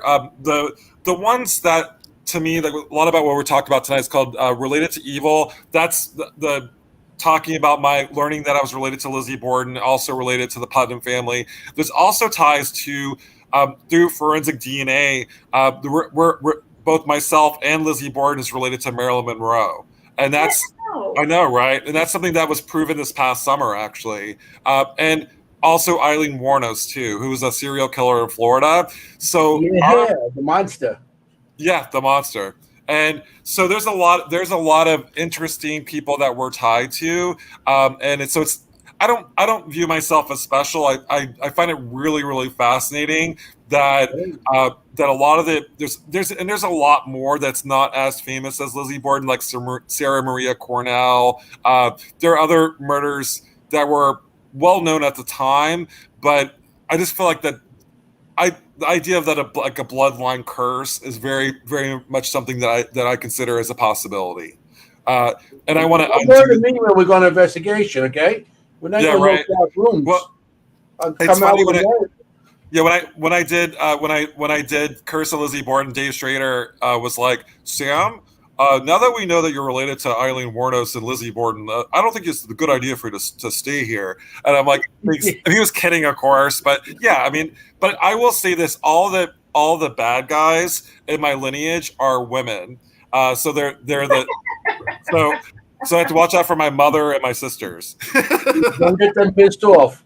Yeah, exactly. And keep away from axes. Yeah. And also, too, so Anthony and Maureen, I'm going to have copies of a lot of my books. I'm doing a lot of conventions this year. Unfortunately, I'm not able to do the Gettysburg Battlefield Bash because of work. But starting in August, I'm doing the Michigan Paracon, which is a huge Paracon for the first time, and that's going to be in August. And I'm doing pretty much every Paracon that you could think of including my own, which is the Mass Paracon coming up September 29th through October 1st at the John Carver Inn in Plymouth, Massachusetts. And you can go to massparacon.com. My signed copies of my book, Fueled by Fear, I should have those available. Go to my website, sambaltrusis.com. But it'd be great if you can come to one of these conventions that I go to, and I can sign a copy for you there. That's awesome. That's I'm awesome. going to be looking for you. I can't wait for Mass. That's going to be the first time I'm going to be in Massachusetts for the Paracon. Yeah. Anthony, you're going to love it because it's right. So it's the John Carver Inn, which is an extremely haunted hotel, but it's right behind a cemetery. And to me, the cemetery there is probably the most haunted cemetery. So you mentioned going as a kid to haunted cemeteries. This is the ultimate haunted New England cemetery, which is right behind the hotel. Oh, that's great. I'm going to have all my equipment because I throw down, you see what I do. I throw my equipment on the table, and, I just like talk to people and stuff like that, So. And having investigated with you, Anthony, it's interesting because it's sort of like, because you do kind of have like a laid back approach, and the spirits are like, what the hell's going on? Like they're just kind of like join the group. And I was working with another medium with you, and we were sitting there, and you were just kind of relaxed and chill. You were getting some really strong EVP evidence just by taking a different approach than what we took, basically. Yeah. And it works, just like the laid back approach, like, hey, if you want to hang out, cool, Yeah, it's fun, very fun to be with Anthony and investigate with him. Same thing with Ron and Lourdes. They're a lot of fun to investigate with also. Yeah, we just did the Shanley. Me, Lourdes, Ron, and Maureen. There was a couple other people there, but yeah, we just did the Shanley Hotel recently. Yeah, that was a good one. Yeah, I highly recommend the Shanley. To me, is a wonderful location, but I will say, and we kind of alluded to it at the beginning of the story. To me, there's a lot of other energy that doesn't belong there. That as a clairvoyant, it's just too much energy for me to handle. It was a lot. It was a lot for me. Yeah. So I'm looking forward to investigating with you again, Sam. We haven't. What was the last? Was it Shanley? Was the Emery House? I think it was. Yeah, we did. Yeah, the Emery House. That was in Massachusetts. What was interesting about that location is it really hasn't been investigated. It's a fairly new location. It's a beautiful mansion in Weymouth, Massachusetts. That we were one of the first investigators there, and I will say, you'll notice a difference at a location that has been investigated a lot, like the Shanley, versus a location that's brand new. It's almost like it's actually kind of fun because you're the first to kind of like meet the ghost, but the ghosts don't act on cue. So they were like what is this? Like what is this device that you have? So you're kind of like training the ghost to understand what you're doing, and they're curious what you're doing there. Yeah. Yeah. That's a plus that we came across. It might be some. Besides spirits, it might be some sort of aliens that were on the location too. Yeah, we were getting that too. And I'll tell you, anytime you say UFOs or aliens, I'm mortified. I can deal with ghosts all day long, and I get scratched and pushed and possessed. But when you say aliens, I'm like, I'm out of here. Yeah, because you were talking because there have been reports of UFOs at this location, and I just. I shut down. it's like no UFOs. Toss a demon at them, but once there's an extraterrestrial, no way. Yep. and that's the thing. Like someone was mentioning before about the classification. So yeah, in the paranormal, the ghost world, we have elementals, and to me, like that's more, I would say, kind of cryptid in nature. You have disembodied souls that that we deal with as mediums, and then or as investigators. But then you have things that could be actually UFOs and aliens presenting itself as demons, or as as something that is inexplainable. It's not that they're showing themselves as demons. It's that we just don't know, so we assume. Right. It's like almost like a monster. And I actually there's a lecture that I do called Monsters of the Paranormal, and I do talk about that. Like so monster, and I'm actually doing that lecture at the Michigan Paracon. And I usually I usually do the lecture with James Anita, who's a demonologist, and we talk Mhm. about how these entities will assume these monster roles, and I think aliens are perceived as monsters when they're maybe misunderstood. But I don't want to think about aliens because they terrify me. I've never had a problem. Like, I think I told on the last show how they showed up in my house and I heard healing you. Yeah. And it wasn't scary. It wasn't terrifying. It wasn't anything besides healing you. And they just stood in the hallway. I, I I'm good friends with Andrea Perrin, and Andrea Perrin is like the alien magnet lady. Mhm. We've been to events together, and she'll call the UFOs to us, and I'm like Andrea, and I'm like shaking because I You're can gonna hang see. up the phone. Yeah, exactly. And we were in Arizona together, and we had an experience together, like heading out to the Vulture City Paracon, and I'll never forget it. But I was shaking. I was so scared.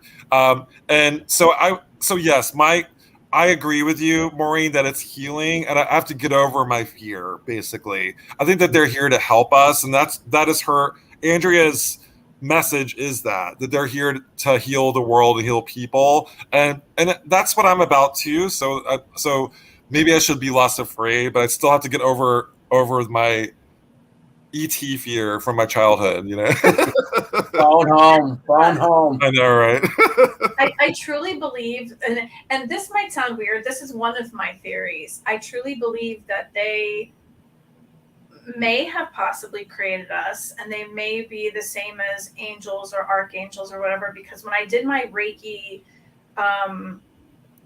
attunement, they were my guides and they all kind of came down this road and they all passed by me to say how proud of me that they were. And they had cloaks on with these huge wings, but there was nothing scary. It was very peaceful and calming and soothing. And I kept thinking that maybe this is what created us, and Yeah. maybe like it's a big cosmic joke that they're trying to see who has the intelligence to get through crazy large events. Like, okay, so you made it through this, and then we're going to see what happens to you if we run you through this test. Almost like if you were in boot camp, you know what I mean? Like, Yeah. We're like a petri dish for the universe. yeah, They like, come down, we're a petri dish. well, they didn't pass the Darwinism test, so But I will say I have thought that before, and actually because I've been at like in the area during tragic events like 9/11. I've been even when so after that I moved to Florida, to the Panhandle, right by I would go to New Orleans a lot, and that's when Katrina hit. So I went from like Mm. one trauma to another to another. It kept happening. So I felt like I was being put through a test, like almost like a trauma test.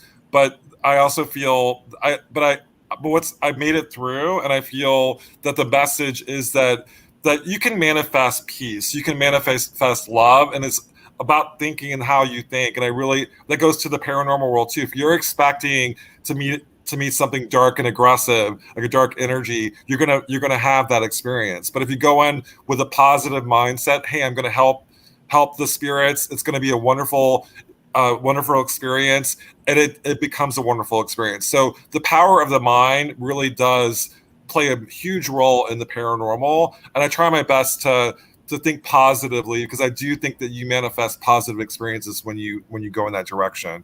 but even like things in like your past lives or whatever, like if you made it through, working as a slave in Egypt, or if you made it through the sinking of the Titanic, or if you whatever, like if you made it through all those things, okay, we're going to pass you on to the next life or the next life or whatever, and you helped people get through those things. That was your test.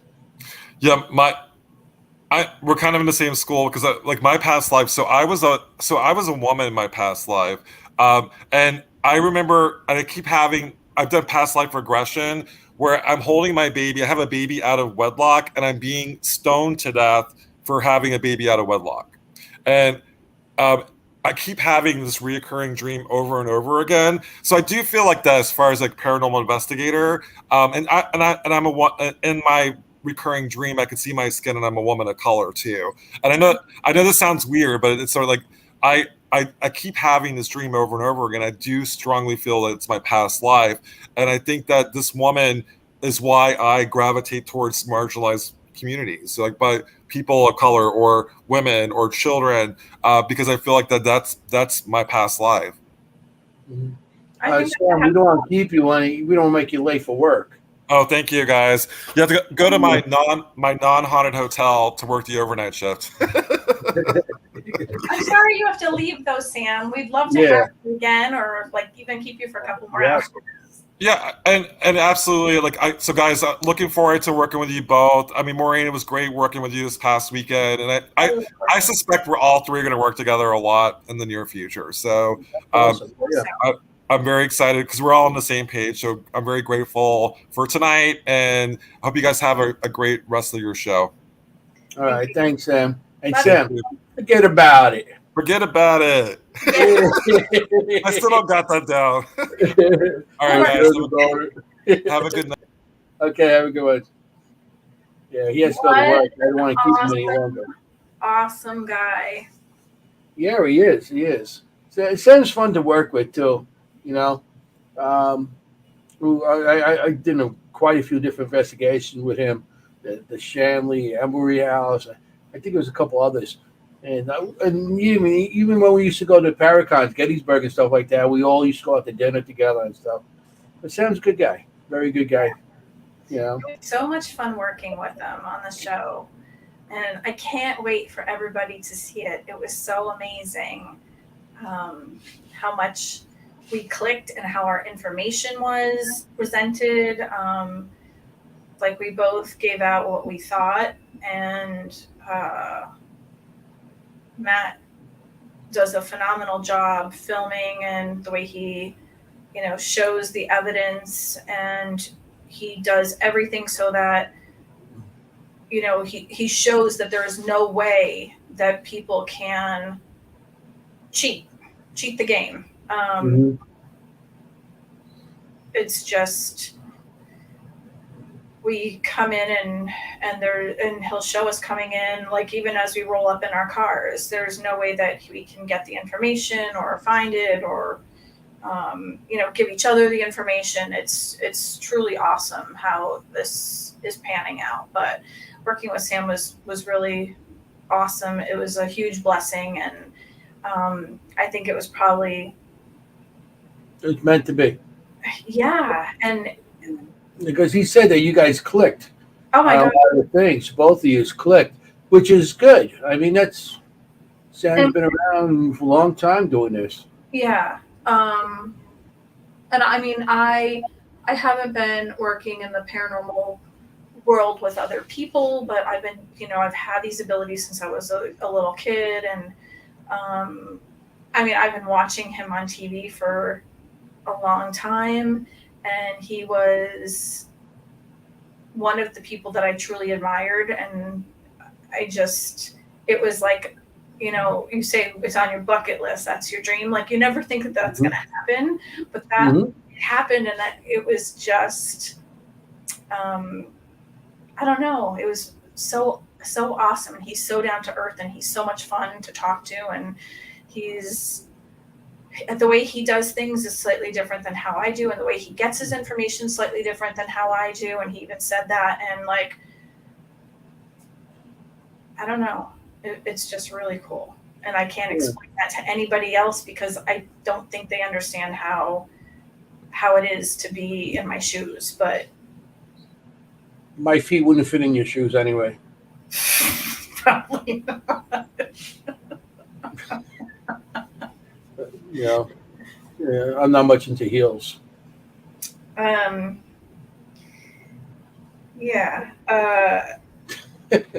Only on weekends. No, Heels that often though. I never wheel heels. I'm the sneaky person. Got my sketches on. I'm happy. Oh, did everybody see Anthony's shirt? Is that I in don't know if anybody recognized it. Look. Forget about it. And I have a shirt on tonight that represents what we do a little bit. I mean,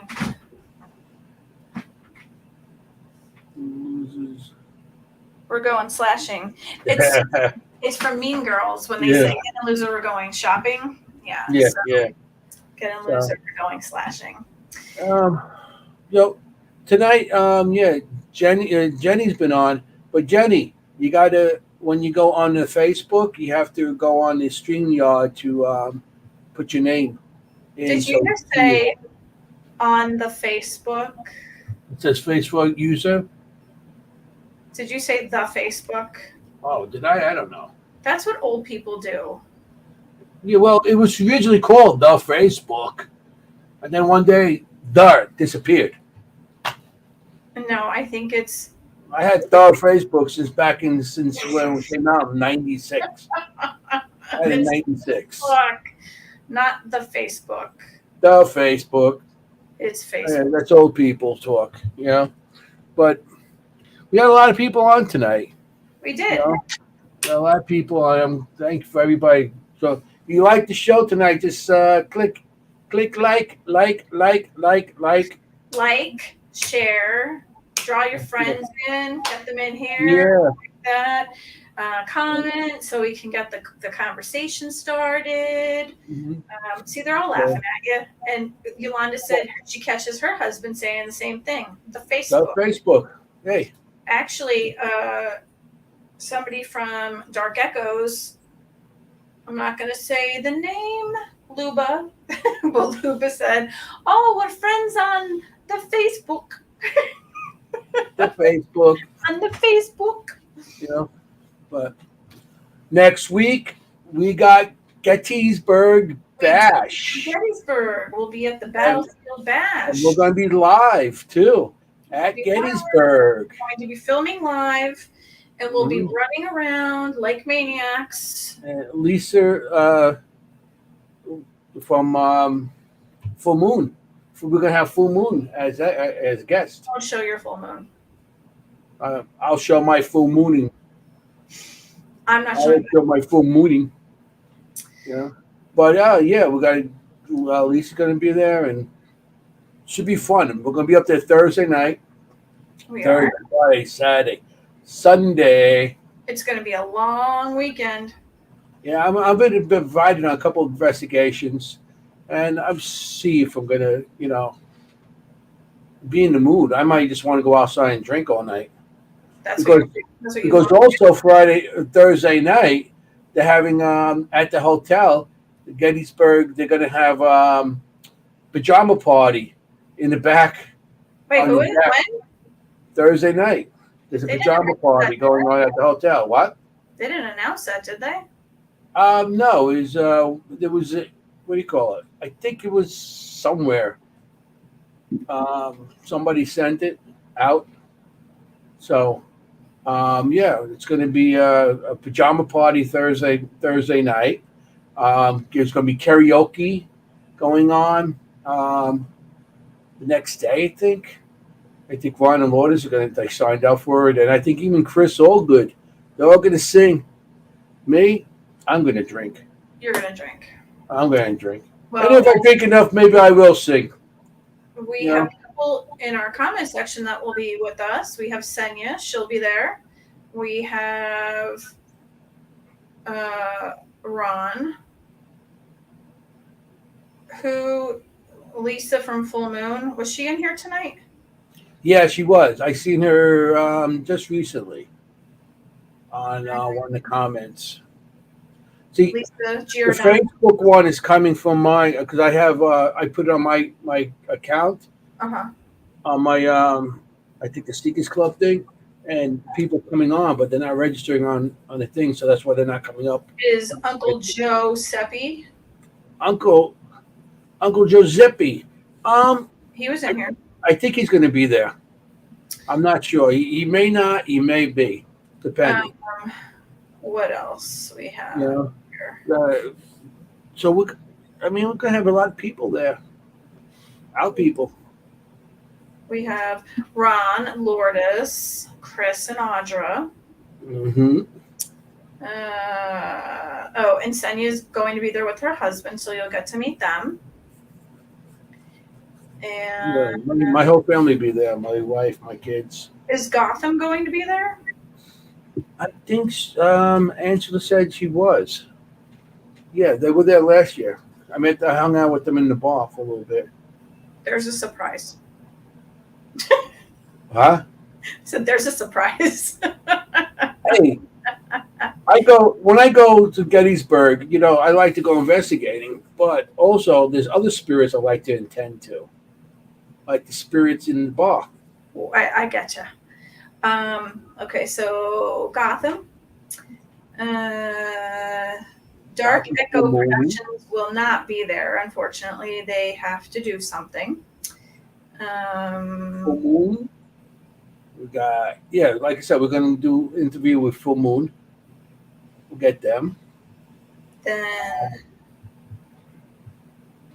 I don't think anyone else. I mean, there's probably other people that are going to be there we don't not sure on or whatever.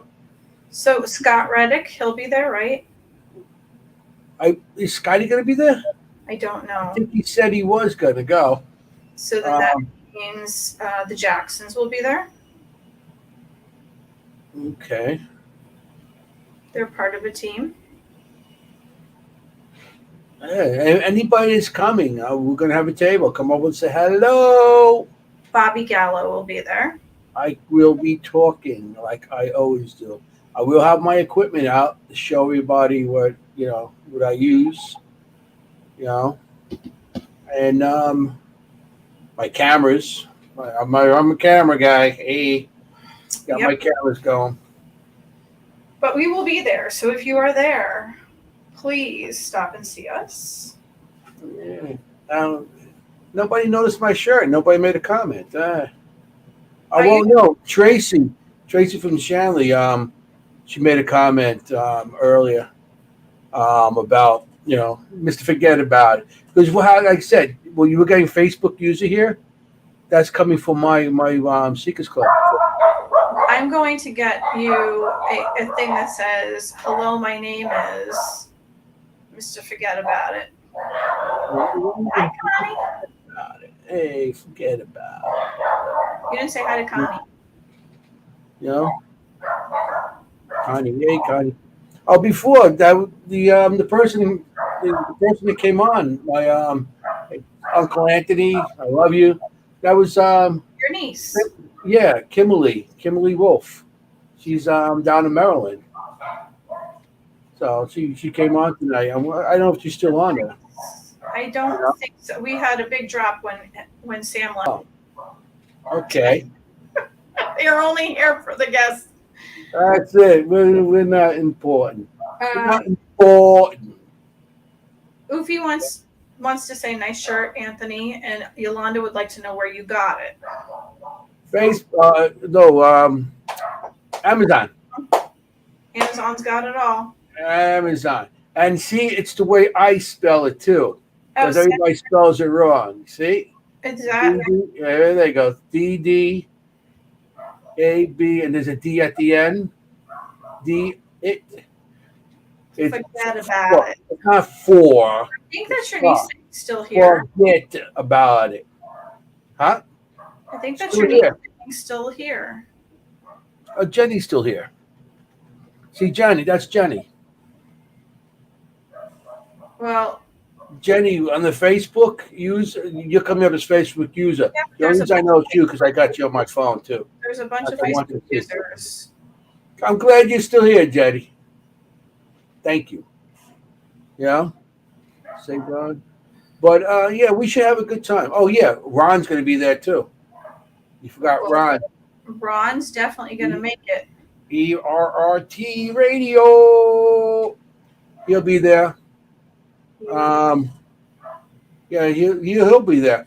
That guy, He drives the whole country. He's like 25 hours driving. 25 hours getting here, 25 hours going back. That's a lot of driving. Certainly is. You know what I mean? Easy to jump on a plane, but some people don't like planes. You know? But, yeah.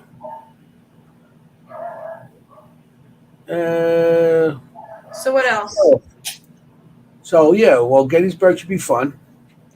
Because I've been there quite a few times. So Why don't we ask this? If you guys were going to a place and you were being given a shirt or purchasing a shirt and they only had larges and extra larges, would you be okay with that?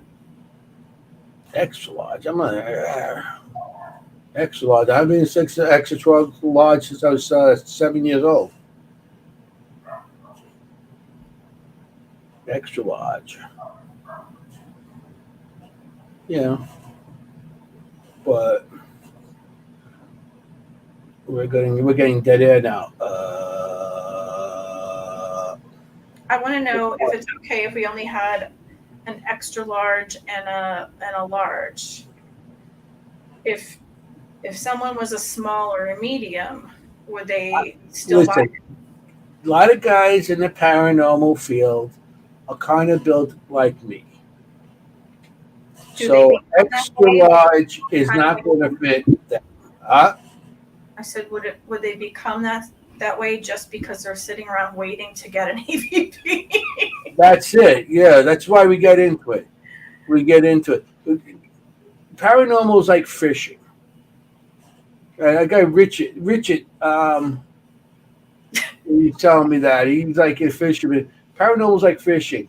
We sit there until we get something, and then we still stay because you don't know if it was something or nothing.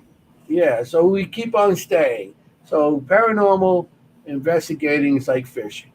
You can sit there and get a bite. I love Oofy's comment. And then she would say okay after. That was like we're getting dead air here. Oofy, this is actually like how real life is. Life. So yeah, so Gettysburg should be fun. I've seen Anthony watch a doorknob for 2 hours. Only if you're on the other side, Jen. Jen, that's Jen. Jenny. That's hysterical. Oh yeah, that's what I was like. Sitting and watching doorknobs like this after a while. In real land. You know, it's like somebody just hit it. I don't care if somebody knows how to shake it. Just give me something.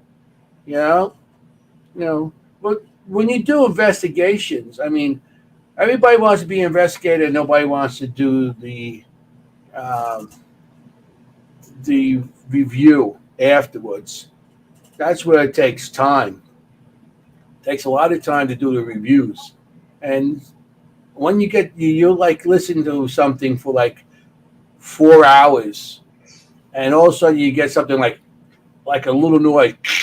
You're like, what was that?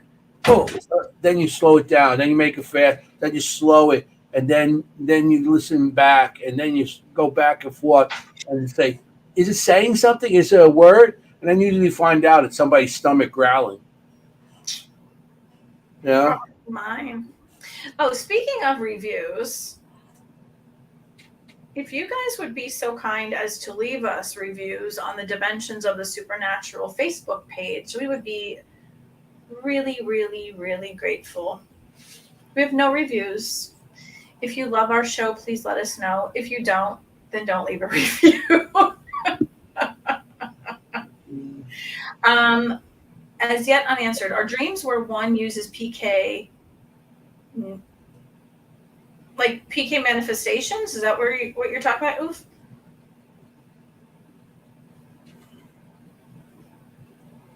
So I'll explain before you answer. A PK manifestation is very similar to poltergeist activity. However, it's not done by spirits.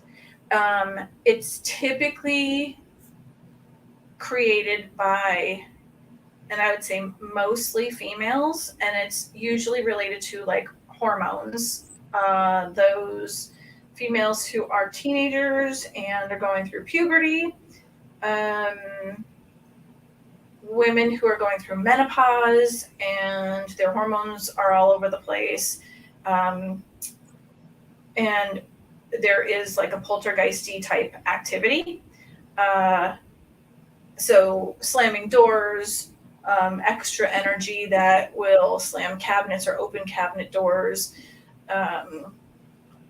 Same as like a poltergeist would do, but it's not because of a poltergeist, but a lot of people think that that's what it is. Once they rule things out, they find that it is typically, like I said, a female. It can be male as well, but usually it is a female because they have, you know, a higher hormonal balance that is typically all over the place, and it would be during the teenage years or during the menopausal years. But because the females have problems with hormonal imbalances, it can happen anytime in life. You're very welcome. Okay. So I don't have to worry about that.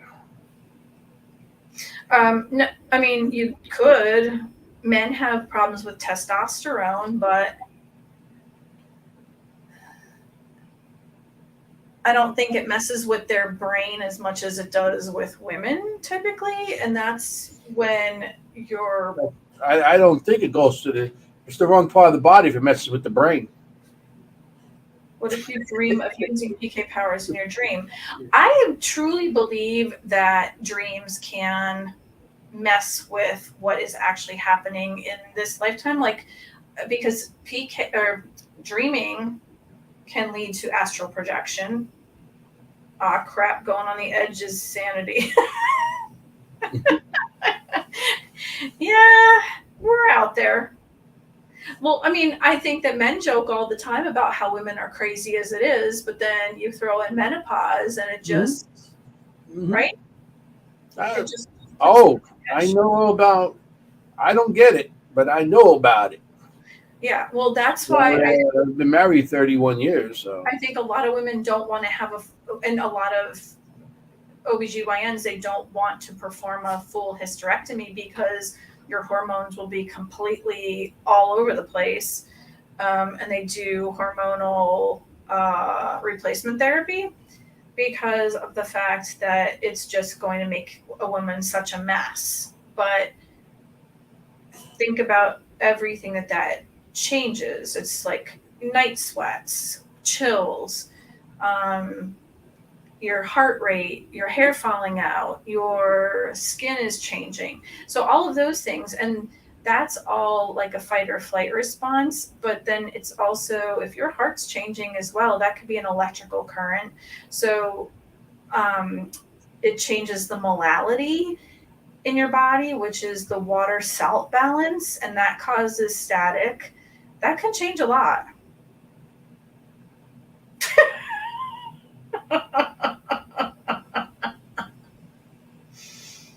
Yeah, well, I've been told that don't trust anything that bleeds for 3 to 7 days and don't That's die. what Linda just said. My coworker, I know. well, bleeds for 7 days and doesn't die. My wife. Yeah, I've heard that too. Yeah, you can't trust anything that bleeds and don't die. Pure evil right there. Yeah.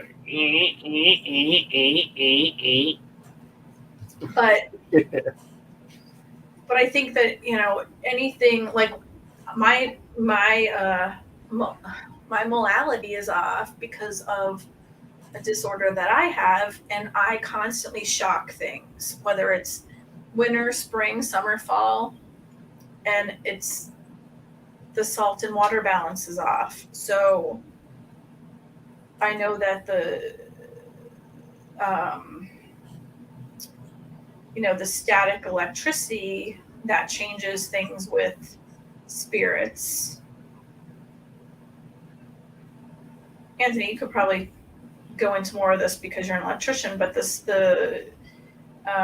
that changes things with spirits and how they create themselves. So that would have an impact, right? Well, electrical, anything electric. Right. So That's they feed off of, and that's how they manifest. So if you have an off balance of water and salt in your body, and that creates static, that can have an effect on the matter. Salt and water, salt each by themselves are great conductor to electricity. Correct. They're both conductors, and you mix them together. As a matter of fact, our salt water, is more conducted than regular fresh water. Did you know that? Mm-hmm. So salt is more of a conductor that holds the charge, and the water is a conductor that brings it in. So you get the double thing there. So yeah, I guess that could be. You're a ghost magnet. Yeah. And I think that they do tend to flock to me. Everything I've ever taken a picture of, there's always something in the film. Always. That may be something from the past too. That's Jenny, if you the Facebook user again. We all produce electricity through things like potassium and sodium, positively charged ions. So there you go. So yeah, that's in the air. The ions, neutrons. And Yolanda says, yes, salt is a great energy conductor. Mm-hmm.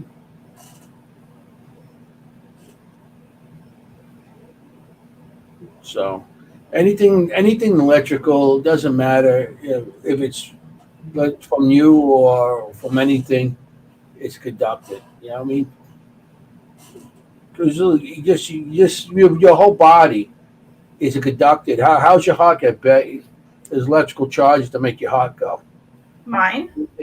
There's electrical charge comes from your brain to run your body. Yeah, well, my heart's all messed up. I need to see an electrophysiologist. So. All right. So at Gettysburg, I'll bring a battery charger just in case for your heart. Clear. She's fine. She's up. She's okay. Our hair's smoking. Oh, don't worry about it. We'll put that out too. We can always cut it off. I don't care. We're just. So, Ufi's question: can spirits enter a Faraday cage? Yes, I believe so. Can they enter it? Yeah. There's an opening where they could get into. Because but they won't be able to get out. Everything is kind of energy in motion. Once they get in, they're not going to get out because all the charges will stay inside. Right, but I don't. Since that's not part of the question, I think it will get in, but it won't get out. But can they get in? Yeah, I think so. Yeah.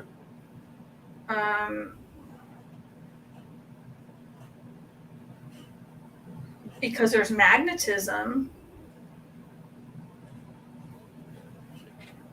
and there's energy. Yeah. Faraday cages, they use it on they ITC use it, a lot of different things use it, but it keeps like say you put a radio inside, you won't be able to get the signal. It actually blocks the signal from coming in. So that's Faraday cage you can use for that. They use it for different things also, but just to give you an example, like you put a radio in it, nothing goes in. Because so we wouldn't be able to use a spirit box. We wouldn't be able to use a spirit box. No, you won't be able to use a spirit box. But some people feel that if you put a spirit box in there and you're getting communication without anything that coming through, the ghost is manipulating the spirit. the spirit is manipulating the actual spirit box. So if you're getting something coming through and it's nothing, so that's what they feel with that. But the spirit box, if you put it in there, you're not gonna. All you're gonna do is get static. So, but I don't usually use that. I don't think that Faraday cages.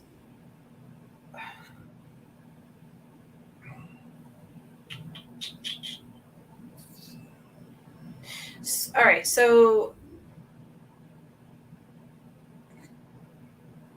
a Faraday cage will not.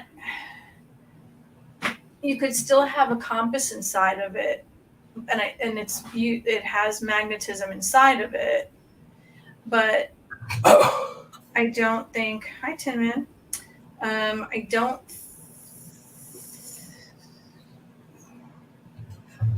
I think that the ghosts would be, or spirits would be affected by the magnets because there's a pull to it. Don't you? Its magnet is not really drawn. The spirit's not really drawn to the compass. But the reason the compass actually can work as an EMF is because spirit's supposed to have a charge on it, and that's what the compass is actually drawing to. Is the magnetic field, which a magnetic field is a magnet, pretty much. So it gets drawn to it, and that's where the compass goes. But a spirit doesn't get drawn to a compass. You know what I'm saying? So if you know what, I never even tried this. Because even if you have just anything that's a EMF meter, spirit doesn't get drawn to it. They're told to come to it to make the electrical, to make the lights go on or whatever, to show that the spirit's in the room, but they're not really drawn to it. You know what I'm saying? Mm-hmm. So when, I'm an energy worker, an energy mover, when I would drive under traffic lights or street lights, every time I would go underneath them, they'd all go out. Like as I hit each one, they would go out in succession. Mm-hmm. If I rub my hands together and I put my hands together, it would feel like they're pushing away from each other, like a magnet. Mm-hmm.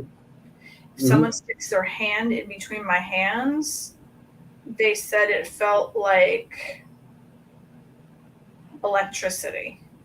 Yeah, it feels like electrical. It feels heat. It's a heat.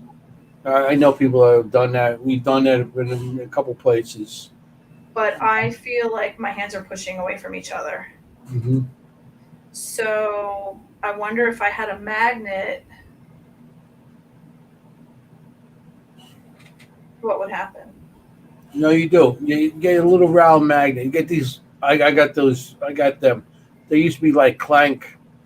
The magnets that clank, and you just get them and you put them down. They're like long, oblong, and they're round. Put them down, and then you do that. Put that in the center and see if you can spin it with your hands going like this. Because the Reiki that I do, even if I draw a symbol on someone, they feel like when you do the power symbol, it's drawn like this with a loop. They feel that pulling in their body like a loop. So electricity might be a better device to interact with spirits. Oofy. it's a possibility. The electric scope. Yeah.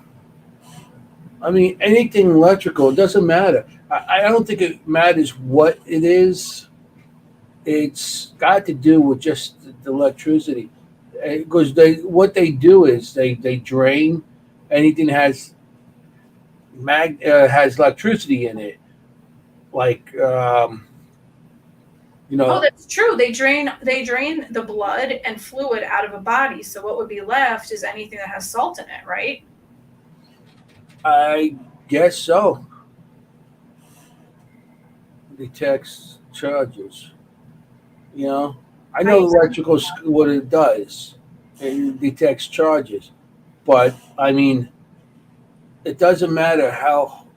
I know it detects charges, but anything electrical. What I'm saying is, um, anything electrical, spirits will be drawn to take the. If they want to manifest, if they want to toss something, if they want to just be seen, they want to be heard.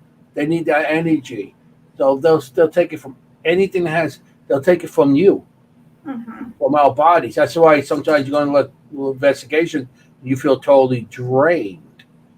You know. I've been Um, exhausted with a wicked headache and felt you know, like my spine was broken when I've been done with. Yeah, after some investigation. That's why when you go after investigation, drink a lot of water Water. because all that energy does dehydrate you. So you have Which to have makes a water. lot of sense if my molality is off and it's water that I have to drink to balance the salt. Hmm. So you have to get that, that uh, energy back. You know, 'Cause I've been to locations where there's no electricity at all, and those locations you'll feel drained. They'll start taking your batteries on your camera. I mean, I had a camera one time, well, a couple times, but the one time I had the camera and I'm using the camera. I got my night vision camera and I got my night vision light. They both went out the same time in that Yep. location. Then when I moved out of that location, they came back on. It's like at that time they were just draining it, you know. They were just draining it, you know. It's like when you turn on anything electrical, as you turn it on, the electricity spikes up to turn the object that device on, and then it goes back to normal. Okay, so when you go to a location and they're going to drain your batteries, and they're going to shut off your camera, they're going to take you all your battery power so they could do what they got to do. And then when you move yourself out of that location, you're back to normal. It's like that at that time they're just turning the switch and drawing everything at the same time to do what they got to do. You know. I had somebody's camera die and then immediately recharge when I was standing next to them. I got to bring you on more investigations. Yeah, I'll be your battery charger. Maureen, the batteries are dead again. Come here. Okay. It's very weird. So Oofy says, hang a strip of tinfoil over a pencil. It's an electroscope. Depending on the polarity of the charge, the foil will separate or come together. Like roll up? Like roll up like a ball? Put a strip of tinfoil or a pencil. I need to go to this website, futurism.com, the physics of death. I love to read this stuff. My dog is going to beat the door in pretty soon. Your dog is beating the door down. Can you hear it? Yeah. He's had enough of being by himself with the other animals. This is a good article about energy. Okay. Anubis. Jenny, you see that what Jenny just put up there? This is a good article about our energy after we die. Oh, yeah, that's cool. Anubis. Holy cow. How big is that dog? He's a huge husky. Well, he was supposed to be a Pomsky. He's not.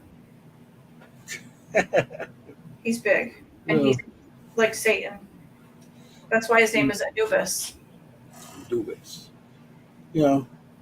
The god of the underworld. Next week, we should have a good time. Everybody should be watching next week at us at Gettysburg. Watch us live. And if you want, Maureen, I will walk around with my cell phone and go and talk to everybody.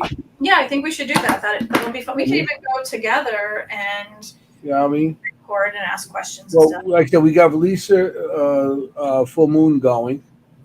That we're going to be interviewing them. There's going to be a bunch of people there. You know, some people that we already interviewed and some people that not. You know, and maybe we could get some future guests from this. That'd be You cool. know? That'd be great. If you guys have any ideas for shows or what you want to, like, we don't even have to have a guest. We could do shows about certain topics. If you have ideas for that, or if you want to see a particular guest or someone of a certain type of topic that you want to see a guest talk about, that we can get a guest, a certain religion or a particular subject, please let us know. You can tell us here. You can send us some message.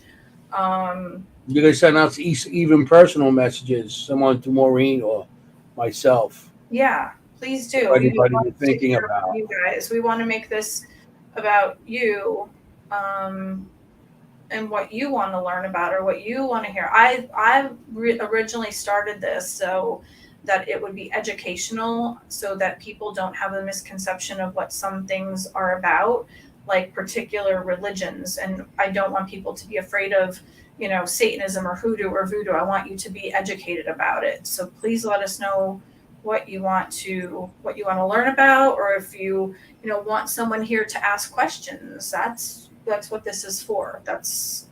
I think it's really super interesting. They're not weird questions, Oofy. They're just weird answers. Bye, Jenny. Have a great night, honey. See you soon. So please let us know. Anything you want to know about, please ask us questions. They're not stupid. Share about the many tools, what they do. Oh, like different divination forms? Money tools. Many tools. Many tools. If we had money tools, we would be using them. Money tools. How many tools? Many tools. Like divination. I think he means like divination. So like tarot cards, scrying mirrors, charms that you toss out. You could read the charms. Ouija boards. Dowsing rods. I think that's what he means, yeah. And how to use them and what they are. I was actually going to do a show on that if we didn't have someone as a guest. Pendulums. I have a huge pendulum on my desk. It's like it's huge, and it just continues to move on its own. It's really creepy. I was on investigation with this one woman, and she had a pendulum, and she's like, and she has it like this, and she starts spinning it. There's something over there. There's something, like, that's not the way you use a pendulum. I'm like, oh yeah, that's the way you do it. I'm like, okay, take your pendulum and swing it over there. You can start to swing, start to move it to get it moving, to get an answer if it's not moving, but you can't just be like, okay, here's yes. Yes, it's saying no, yes, no, yes, no. And you can see the hand moving. I'm like, no, that's being a fraud. Yeah, there's too many people out there that don't know how to use these things, and they think they're getting answers, which they're not. That's why it's a certain things that these out there that have to be taught. Dowsing rods and pendulums and even Ouija boards. Some people hold dowsing rods up here, and they're just moving. You can't. I hold them on against me like this, because when you hold them out like this, your arms get tired after a while, so they move up and down. So when you move them up, they spin. They spin a certain way. Yeah. And then dowsing rods are. Do I believe everybody has an opinion about that? I don't know about them. I watch. Well, the reason about a Ouija board, the problem about a Ouija board and the Ouija board it goes back to ancient times. Ouija, it's two words, and it's oui, yes, in French, ja, and yes in German. So it's yes, yes. They don't know where it really started, but that was where that's where the name is. But it goes back. in the 1920s, a thing called Parker Brothers bought the rights to Ouija boards and made them into a game. And they sit next to Monopoly now and Sorry and For Hook and children, Ladder. for children 8 and up. So you Yeah. can't vote, you can't smoke, but you can summon a demon. So what happens is with Ouija boards are that people use them, but they really don't know how to use them. They open them up and they bring the spirit in. Okay, not all the time that you bring the spirit that you think is coming in, and then you could bring it's like, and I used to use this on my speeches. It's like having mosquitoes outside, and you got a screen in your house. You open that screen up, all those mosquitoes are going to come in because there's nothing blocking them anymore. Okay, they're in your house now. Now you close the screen, those mosquitoes are still in your house. So, I mean, people don't know how to close a Ouija board, sending back spirit back, of course, going back into where it came from. So when they leave the Ouija board open, now they're going to get all these things that's coming through all the time, you know. And a lot of times I did private homes, and you heard the majority of the time somebody used a Ouija board years ago. They used to have, you know, ask questions. Oh, am I going to get married? Am I going? They're bringing spirits in that need not to be there, and they're actually, you know, don't know how to use it. They don't know how to close it. They don't know how to open it. They should not be playing with it. So the problem with Ouija board is it's not a game. It's a tool.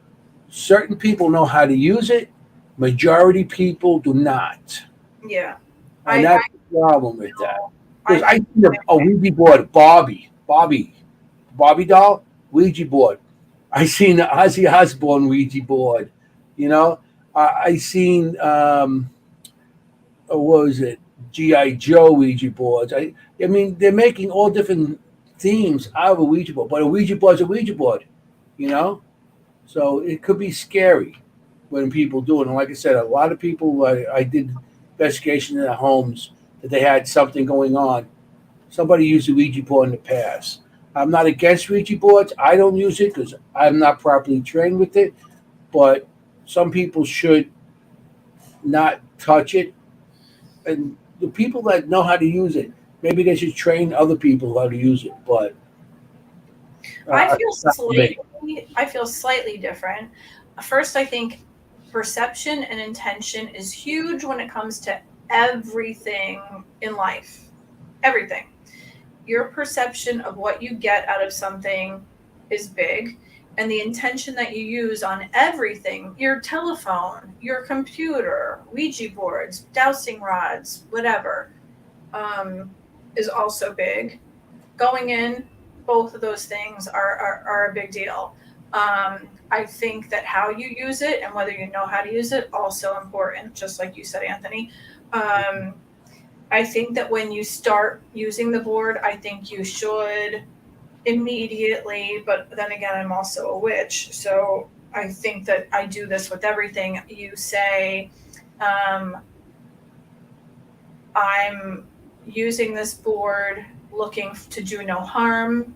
I'm only looking to speak with who I ask for, and I'm setting these guidelines, like putting in a screen, like you said. And then, you know, I ask the questions I need to know, and then I say, thank you for your time, and I appreciate, you know, you coming through for me. And I close it out by saying goodbye. Because it can, just like anything else, it can bring in what you don't want. And it's a little bit different than, I mean, it's still just like pendulums, dowsing rods, you know, charms, even a pot of water you can use as a scrying device. But you need to be careful with it, and you need to respect what you're using. Mm-hmm. No, you don't have to light a white candle, but you can. I mean, it also helps you be able to see what you're doing, especially if you need reading glasses like me. Well, if you bring a pineapple pizza over there, hey. That is disrespectful. Listen, the only pizza I would eat is New York pizza. Everywhere else, and ham. And no pineapple or ham. It's gross. Right. That is sacrilegious. You do not put pineapple on pizza. Blasphemy.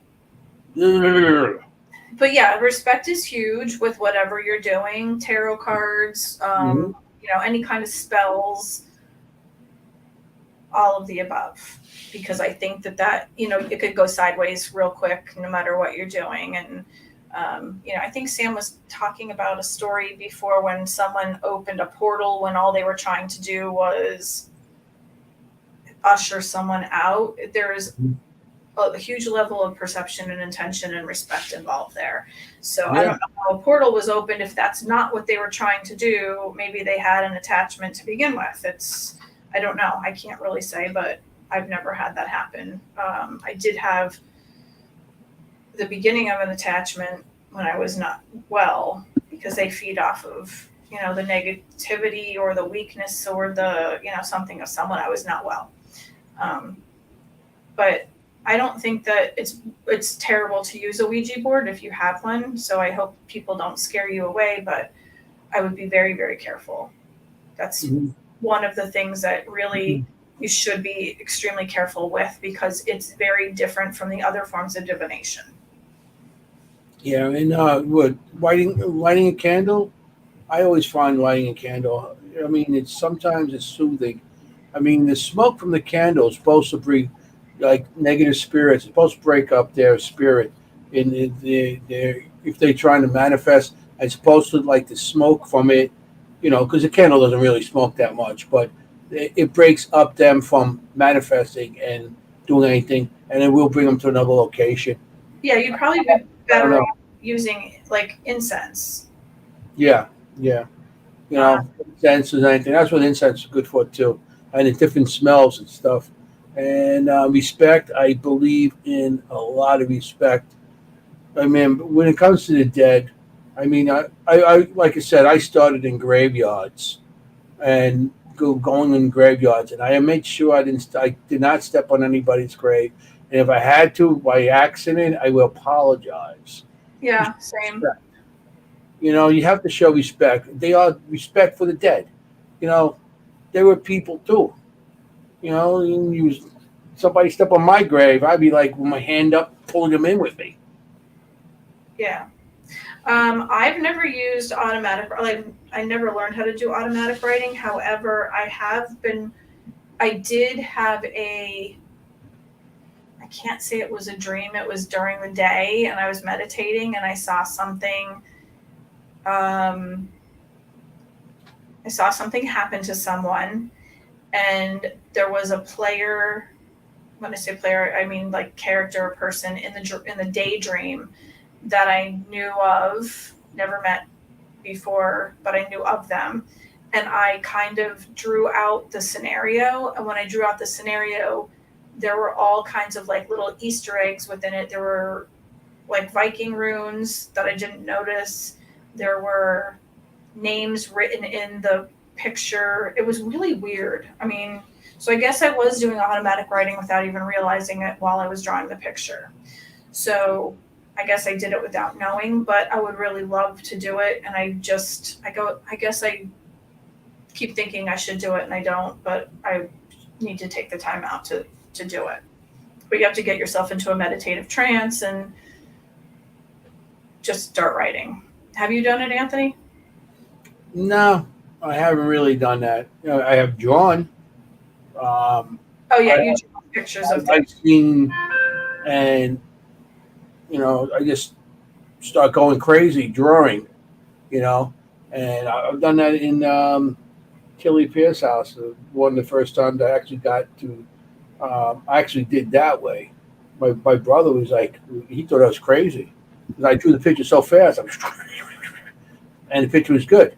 And he was like, "Were you possessed or something?" No, I just had to draw this. You know, Do any of you have random people, places, or things pop into your head while awake yes. that you've never seen, met, etc.? Mm-hmm. Yeah, I've had that happen.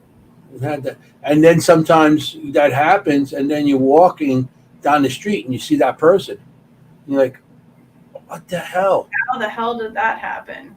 You know what I mean? Then you see that person, and it's like, but why would I have that if this person has no effect on me?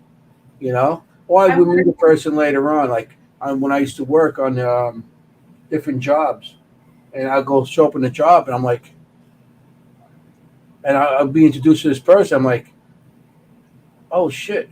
I'm not going to tell this guy. You know, I drummed about you last night. No, that's not cool. Yeah.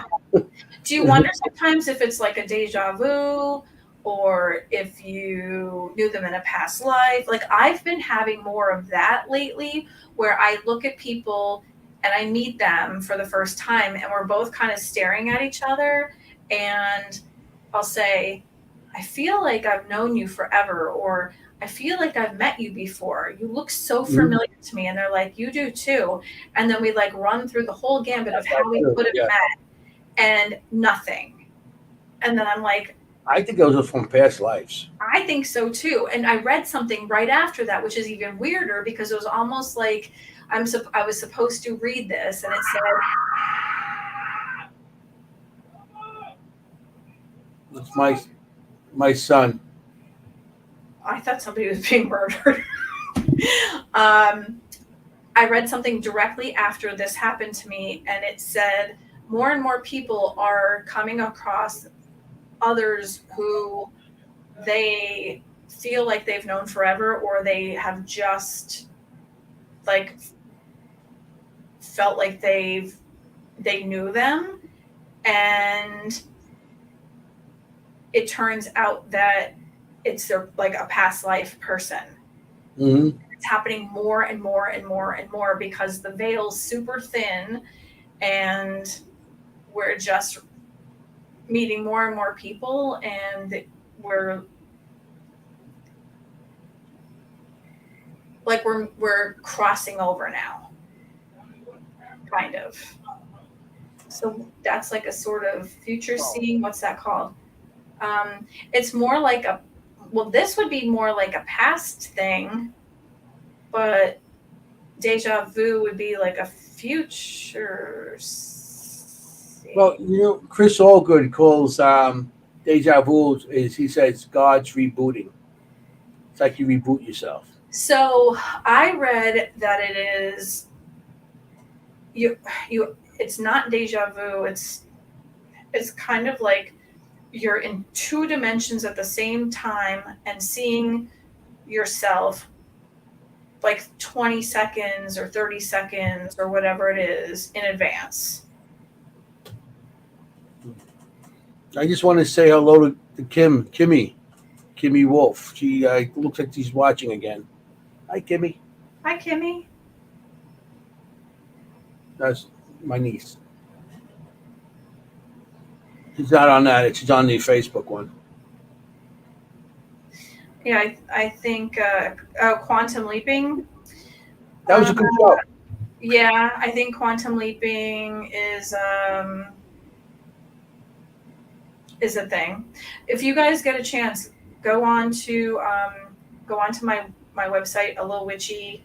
It's ALILWITCHY.com. Go to the page in the left-hand corner at the top. There's like the three lines. Click on the one that says blogs, and go to the one that's like Quantum Leaping. It's like quantum something. There's a really cool story there, and it's just crazy. So I guess Bobby has Space Wave on in a few minutes on Mixlr, so we can't stay any longer. But we had a great time. Check us out next week. Okay. Yeah. Well, on Thursday night, we'll be at the Gettysburg Battlefield Bash. I can't guarantee that we will be sober, which might make it more interesting for you guys. If we said precognition, that's what we were thinking of when you see a vision of someone and then meet them on later. Very true, girl. Okay. So, hope you guys had a great time tonight. We had an amazing guest, Sam Baltrusis. Don't forget to check out his books on Amazon. The newest is Fueled by Fear. Is that what it was? Fueled by Fear? Yeah, Fuel by Fear. It's 10 o'clock. Okay. So, hope you guys have a great rest of your week till we see you next time on Thursday, 7:30 to 9:30ish, or sometimes a little bit later. This is Dimensions of the Supernatural. I am Maureen Grudzinski. This is my great co-host, Anthony Simonelli, otherwise known as Mr. Forget About It. Hey.